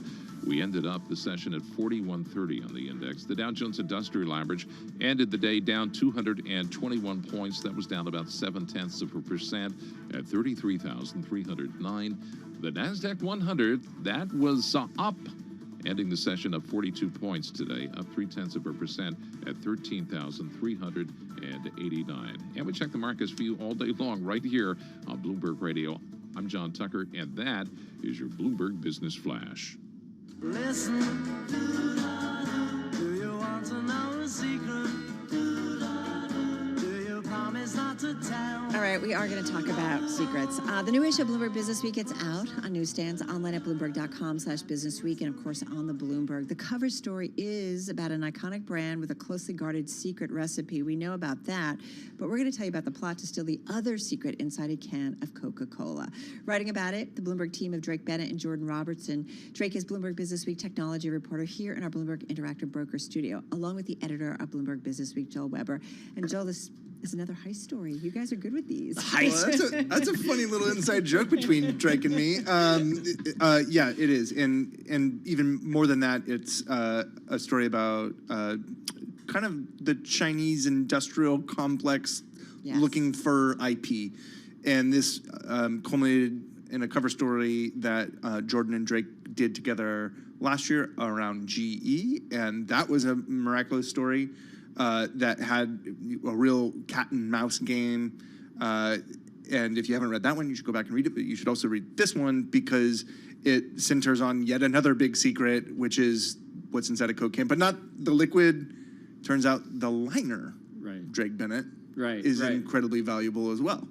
Yeah, and potentially more useful because if you didn't have this 2-micron thick polymer liner in your Coke can, the Coke would basically devour the can. Not just Coke, though, right? Because a lot of sodas would devour a can if they didn't have this liner. Right. Yeah, exactly. So the liners, which are made by like BASF, Dow Chemical, Akzo Nobel, Sherwin-Williams. So these liners are probably used by, I'm guessing, other soda makers besides Coca-Cola. Yeah, totally. Coke occupies a particularly important position in this market because they're such a giant. So when they decide they're going to use something or not use something, it basically decides whether that thing has a market. So that happens to be the thing that this woman at the center of our story took advantage of because she was a chemist at Coke and she was responsible for deciding or helping decide which of these new coatings would go into Coke cans or not. And she uses this to basically get a lot more of this information than anyone at Coke had ever been able to get, and then takes it to try to start her own Don't give it company. all away. We got to slow this down. We got some time together here. There's so much to talk about, right? She's one of only. She's only one of only 2 people that had access. Can we give her a name? Yeah, Shannon Yeo. She's a Chinese-born chemical engineer, a very talented one with actually like a bunch of cool patents to her name. And she had this job at Coke where she was basically the gatekeeper to something called the Scientific and Regulatory Affairs Group, which is this sort of group that approves these things. And she was the contact person with these big these big coatings companies. Part of what was fun about the story was just like learning about all these cool coatings out there in the world on like stealth bombers and computer keys and things like that. Can we talk about that for a second? Because it turns out everything in the world actually has a secret coating on it that we didn't know about. Sidebar. All these, if you think about it, there's all these like interfaces in the world where like you're touching a thing or like, there's a bridge and it's in like salty air, so the paint needs to prevent it from rusting. Or, there's my favorite actually was this paint for ship hulls that basically like has a biocide in it that kills barnacles so that these ships can go back and forth across the ocean and barnacles can't attach to them. We put it on our boat. I wish I had that on my dad's boat when I was a kid. I just scraped the thing and repainted every year. It's pretty amazing. Yeah, that's what you do. Exactly. And it turns out like this is what chemists do at big corporations, right? Is like work on these incredibly complicated formulas and massive IP that's caught up with that. And you think about that within a company of like, there's only a few people that, it makes me wonder if 2 people have the secret for this formula. How many people have it for the Coke formula, right? Right, yeah. Exactly. Secret football suitcase for that? I don't know. It's actually in a vault. Okay, well, I've there you seen go. it. There's a whole like staginess around that trade secret, I feel like. Yes, very much so. But so anyway, so basically, and one of the other cool things about this coating is it has to get sprayed on in these cans that are like going at super high speeds through these giant. So there's all these sort of technical problems that these companies had to solve, and they spent tens of millions of dollars over many years to get these coatings just right. And the other bit of it, if you want to get into it, is that these particular ones were particularly valuable and new because they had gotten BPA out of them, which is something that we're increasingly trying to get out of things that touch BPA is like a plasticky substance that, what does it, cause cancer if we're exposed to it for too long? There's some research that suggests that it messes with your endocrine system. So it can give you diabetes, it can sort of cause... So can Coke. Right. If consumed in large, too large of quantities. If consumed in American level quantities, right? Yeah, exactly. So she was a great colleague, it turns out. Yeah, right. No, exactly. Part of what's kind of particularly like colorful about the story, we felt, is that if you were trying to do something like what she was trying to do, which is basically like squirrel away these incredibly valuable trade secrets from your employer, like you'd try to be presumably like pretty chill about it.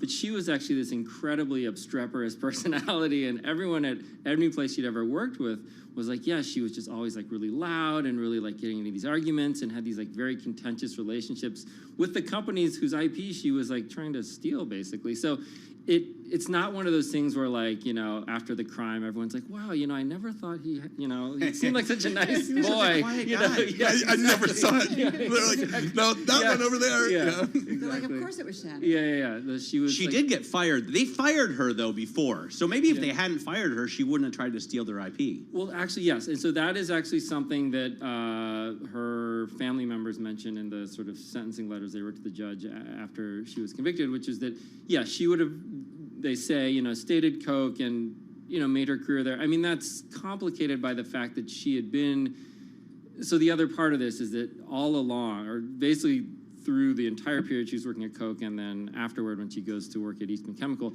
she's having these conversations with these business partners, including some relatives in China, about starting her own competing coatings company to bring these new high-tech coatings to China, where there is not a sort of domestic producer of these things. So it's this giant unmet need. There's a lot of public money that they can get to do this, and so there's this kind of parallel thing going on that emerges, you know, only when the FBI gets their hands on all of her electronic devices, where she's got this whole plan going at the same time, and that's why she needs this IP. 1,000 Talents program. This has come up in many other stories, not totally new here, but what concerns do American corporations have about things like Beijing's 1,000 Talents program? So 1,000 Talents is probably the best known of these sort of grant programs that the Chinese government has. Provincial governments have them, the national government has them. And ostensibly they're basically a way to try to get these Chinese-born engineers and scientists who have gone abroad to get educated or to get these jobs at high-tech companies, to get them to come back and start Chinese companies. What they end up doing, according to their critics, is also functioning as these bounties for IP. So it's like, come back and start a company, but bring some like valuable IP with you from GE Aviation or from Coke or wherever you are now. And so this is what was smart. Why wouldn't they do that? Yeah, right. It's like exactly. It's just why wouldn't that's how every business has country worked does it internationally forever. Yeah. Right? Yes, right. No, there's a long history of, you know, the United States did it, England did it. You know, you just go back. It's sort of it's the way the game has been played. But right now, one of the ways the game is played is through these programs. And so Shannon and her co-founders got some of this money. They applied for it and they got it. For the purpose of starting up a BPA-free coating factory and lab in China. I had this idea. Yeah, right. Exactly. I may know some stuff. Right. Yeah. No, and it's like, you know, I mean, it was very important for the purposes of the application to say, like, here is the IP that we have. And, you know, they didn't, just to kind of like they had, it was for the application, they basically, she has an impressive resume, but they basically like gild the lily in all these amazing ways. They say she's like the CTO of a Fortune 500 company, which she wasn't. They say she actually invented these coatings, which she didn't. They produced this fake sort of licensing agreement that would have given them the rights to these technologies, which they didn't have. So there's a whole package that's very fraudulent that they used to get the money. Okay, so she's got, you know, employers and employees who don't really like her. She's got this exit strategy in China. Right. How does that all come to a head? Well, it comes to a head because, again, she basically keeps making such a spectacle of herself and being so sort of blatant about what she's doing that her employer after Coke, which is Eastman Chemical, sort of fires her. But even after that, she sort of keeps doing these things that raise these red flags. And so eventually they get their hand, they notice she's been like downloading these files onto a USB drive. And so they insist on getting that back when they fire her. And they find these Eastman files, but then all these other files from all these companies where she hasn't even worked before. And so then at that point, there's a guy at Eastman who used to work for the FBI, and he calls some of his old colleagues, and then it becomes a criminal thing. Yeah. And then the companies, the Akzo Nobels and the Sherwin-Williams, find out that their secrets are out there, and they, so she gets in. At that point, starts getting in big trouble. One of my favorite details from this point in time, the NDAs that she got wrapped up in, where she was getting companies to like do NDAs just for her, and then when Coke has to intervene, they have to like do NDAs to like supersede the NDAs. I mean, it's like nuts. I mean, I think it's amazing how much she's able to do as this like kind of mid-level person at this company. And there's hope for all of us out there. I mean, she is a PhD. Right? She went to Lehigh to get her doctorate. Yeah. And yet we educated her. I mean, I don't know if I should say it like that, but the most fabulous thing becomes this FBI interrogation, right? Right. So one of the key pieces of evidence that gets referred to over and over again in her trial is this 2-hour conversation she has right after she's arrested in Michigan at an FBI office there, where the lead investigator in the case basically kind of like walks her through. I mean, it's interesting. It's just kind of like a case study in how you do these things, because he sort of starts out, with a bunch of like very innocent questions, and she's kind of basically lies about a lot of things, and then he sort of reveals, just because they've been in her WeChats, they've been in her like Gmail, they've been in her work, like they have her voicemail. They know the story. They know it, yeah. And so basically, and there's some part it seems where he's like sort of the FBI agent is like floating the idea of trying to get her to maybe like roll over on her co-conspirators, but she doesn't seem very interested. So then it basically becomes him kind of confronting her with all these things that it's clear that she was doing. Which makes her fall pretty quiet, I think. I would have asked for my lawyer a few hours before that, by the way. Never talk to the cops. It doesn't even matter how innocent you are. Never, ever, ever, ever, ever talk to the police. They're not your friends. Anthony Massini, who oversees radio and more. Audio, yeah. He's like, when you're talking to Jill, like, what is it that made you greenlight this story? So, and just cut about 30, 40 seconds. I love a good heist, and at the end of the day, IP is the most valuable thing that any of us kind of create for our companies, right? And our companies value that, and yet, that is a thing that is very difficult to write about and talk about. So when you end up with a narrative and the drama around it and characters like Shane and Yo and what happens here, it just connects so many different pieces. So there's a very big story here, but we can tell it through, something that's very dramatic and kind of small and invisible. But super important and ubiquitous. And invisible. Like you would have never even known that coatings are worth this much money, and by the end of it, you're just like... It's also an incredible multimedia story. The way you told it and the way you laid it out. You've got video in the text, and obviously not in the magazine, but you can go to businessweek.com and get... You can read it anywhere you want. It's everywhere. Anywhere I usually like the paper magazine, but... That's my favorite way. We gotta go, guys. Joel Weber, editor of Business Week. Drake Bennett, he wrote it. This is Bloomberg Radio.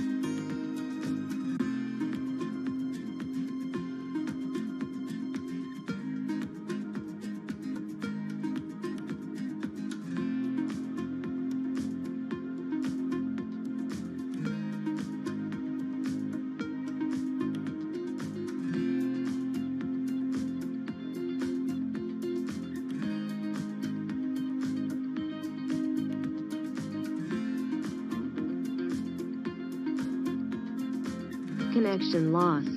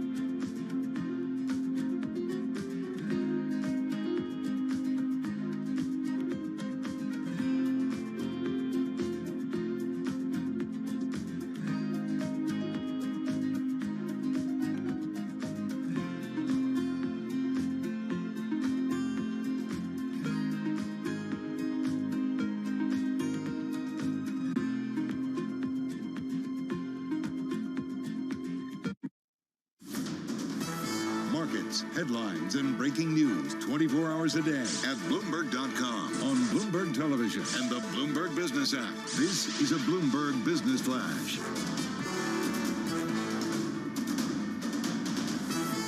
And I'm John Tucker in the Bloomberg Newsroom with this Bloomberg Business Flash for you. The major averages ending today's session mixed. Only 3 of the 11 major industry groups in the S&P 500 ended today's session higher. Now, the best performing group, that belonged to communication services, and that's where you're going to find shares of Google parent Alphabet. They ended up over 4%. Google showcasing some of its artificial intelligence features today. Investors like that. Elon Musk may devote more time to Tesla. He says he's going to step down from the top job at Twitter. He's going to become the executive chair and the chief technology officer. So the social network billionaire said a new chief executive officer, we didn't name but indicated is a woman, is going to start in about 6 weeks or so. News Corp reported adjusted earnings per share for the third quarter that beat the average analyst estimates. They were out just after the close of regular trading today. S&P 500 ending the session 7 points lower. That was down 0.2% at 4130. Dow Jones Industrial Average ended down 221 points. That was a decline of about 0.7%. And the tech-heavy NASDAQ 100 ending the session 42 points higher. That was up 0.3%. We check the markets for you all day long right here on Bloomberg Radio. I'm John Tucker. That's your Bloomberg Business Flash. Matt and Carol. John Tucker. Thank you, sir. Thank you, John. What a pleasure. Always fun to hear you.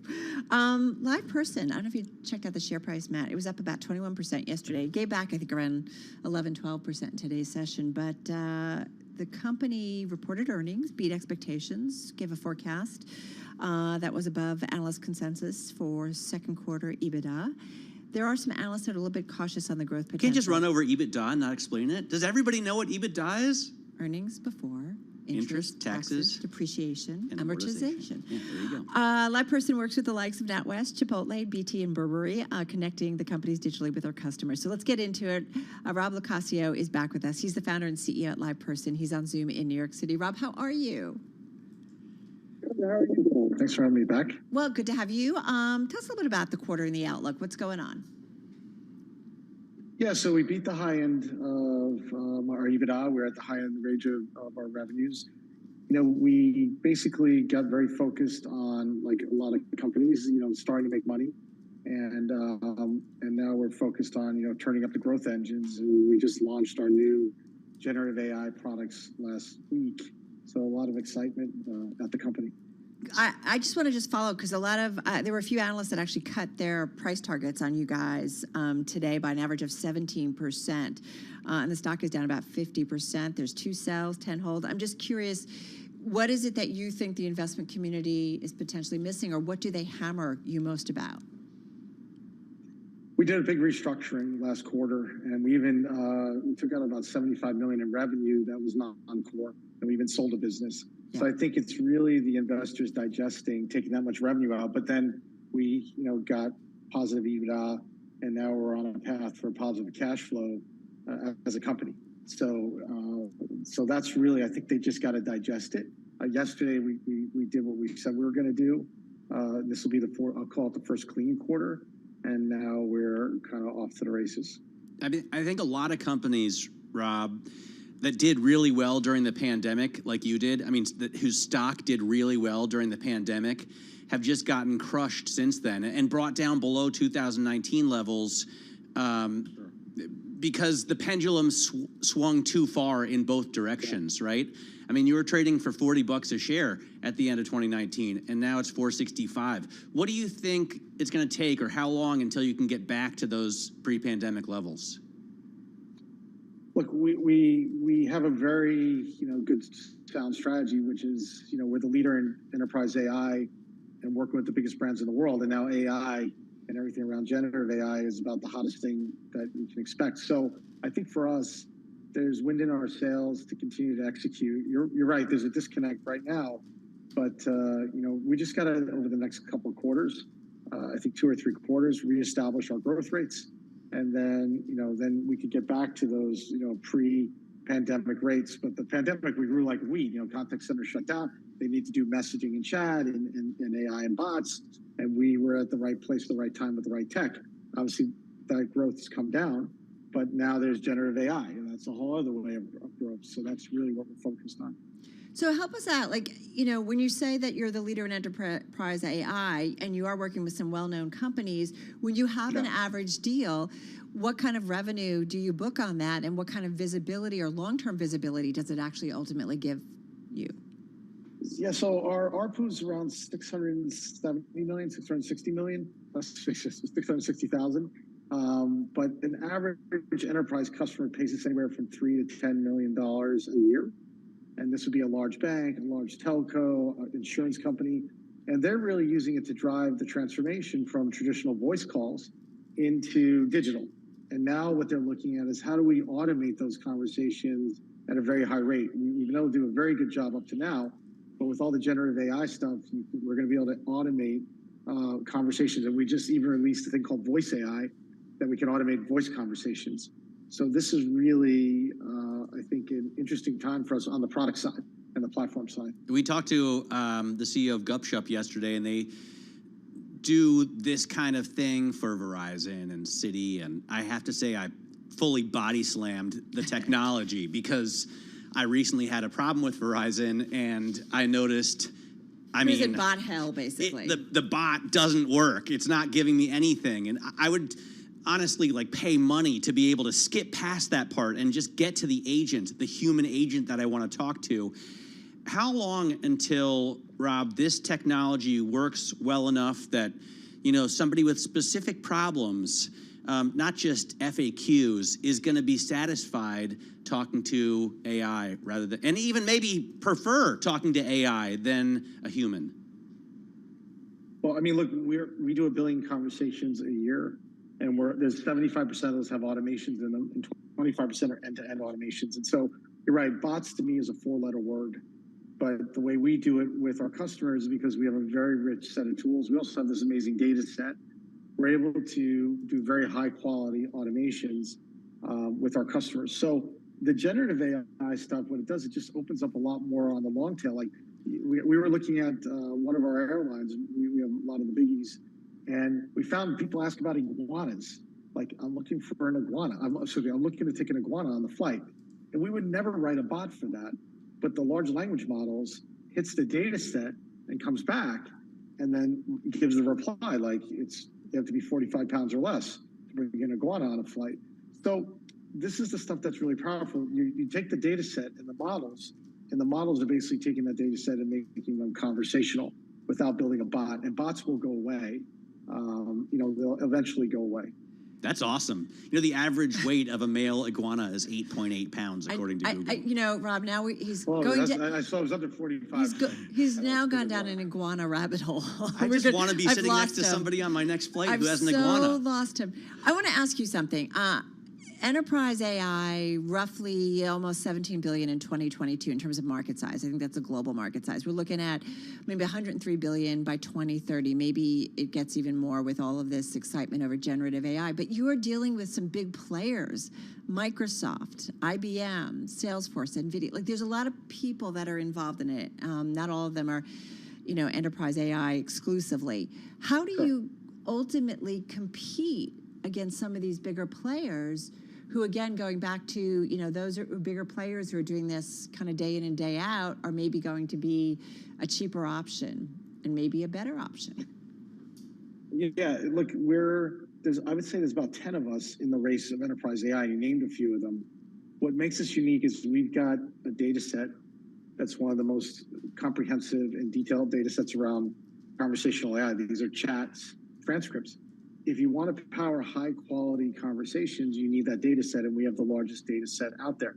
The second part is we're starting to build tools so other people in the organization can get access to that data set. For instance, someone in marketing could say, tell me today why people are not liking us or our products, or tell me the top 10 reasons that the website, you know, is having issues, or build a marketing campaign that I could sell, let's say, cell service to families in New York, and it would generate the ad campaign. And so you have to be able to do that using the unique data set. And what makes AI powerful is when you have the language, large language model, plus the data set. And the data set's like half of the problem. And we have one of the best data sets in the world for business outcomes. It's true. We heard that from Ed Ludlow yesterday. He was at Google in Mountain View, and he said the data set is key. Wow. The data set's key. And I think you're going to see there are companies just valued on the data sets. Like if one day that the value of our company could be, what is the data set? How much is that worth? It's tremendous because it delivers these business outcomes. Right, which is why, exactly, Annie McAfee talking about, right? This stuff is only as important as the data you put into it, the amount, accumulation of data, and it just gets smarter and smarter. Got to have the IP. Got to have the IP. Rob, thank you so much. Fun to check in with you again. Rob Locascio, he's the founder and CEO at Live Person, joining us on Zoom in New York City. Yeah, it's, when are you going to do We're talking about AI again. We should do a whole show on AI. We should just do a 1 hour nightly show on artificial intelligence. Isn't that coming? Yeah, we should have an AI I would do bot do the show. Because you just want to get home earlier. Is Yeah. that what it's about? No, it's fascinating. I mean, like all of a sudden the conversation, I think about the last year or two, like, right, we were all kind of all in on crypto and we were all obsessed with that. And I'm still all in. I know you are, and we're still figuring that out, but now it's all about AI, generative AI. Yes. It just moves along. The two can work together. Yes, they can. AI can work with the blockchain. AI could maybe make crypto work. Maybe. Yeah, there you go. All right, let's get to world and national news. No AI involved, just intelligence. Nancy Lyons in our 991 newsroom. Take it away, kiddo. Thank you, Carol. Homeland Security Secretary Alejandro Mayorkas is warning migrants the end of pandemic-era border restrictions does not mean they have a free pass into the U.S. Mayorkas says if anyone arrives at the southern border after midnight tonight, they will be presumed ineligible for asylum and subject to steeper consequences. I want to be very clear. Our borders are not open. People who cross our border unlawfully and without a legal basis to remain will be promptly processed and removed. Mayorkas says those entering illegally will be subjected to a minimum 5-year ban on reentry and possible prosecution. Mayorkas says it'll take time for the new policies to take hold. He says what the U.S. really needs is action from Congress on immigration reform. Well, House Republicans believe the bill they passed this afternoon is the answer. It calls for resuming construction of the border wall and sets a higher bar for demonstrating eligibility for asylum. It would also reopen or restore detention facilities that were operating during the Trump presidency.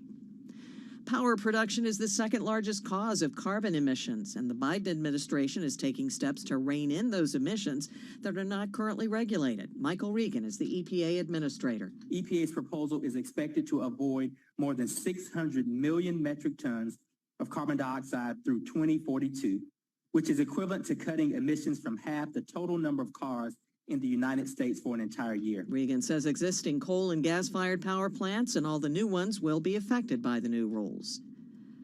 Global news 24 hours a day, powered by more than 2,700 journalists and analysts in over 120 countries. I'm Nancy Lyons. This is Bloomberg.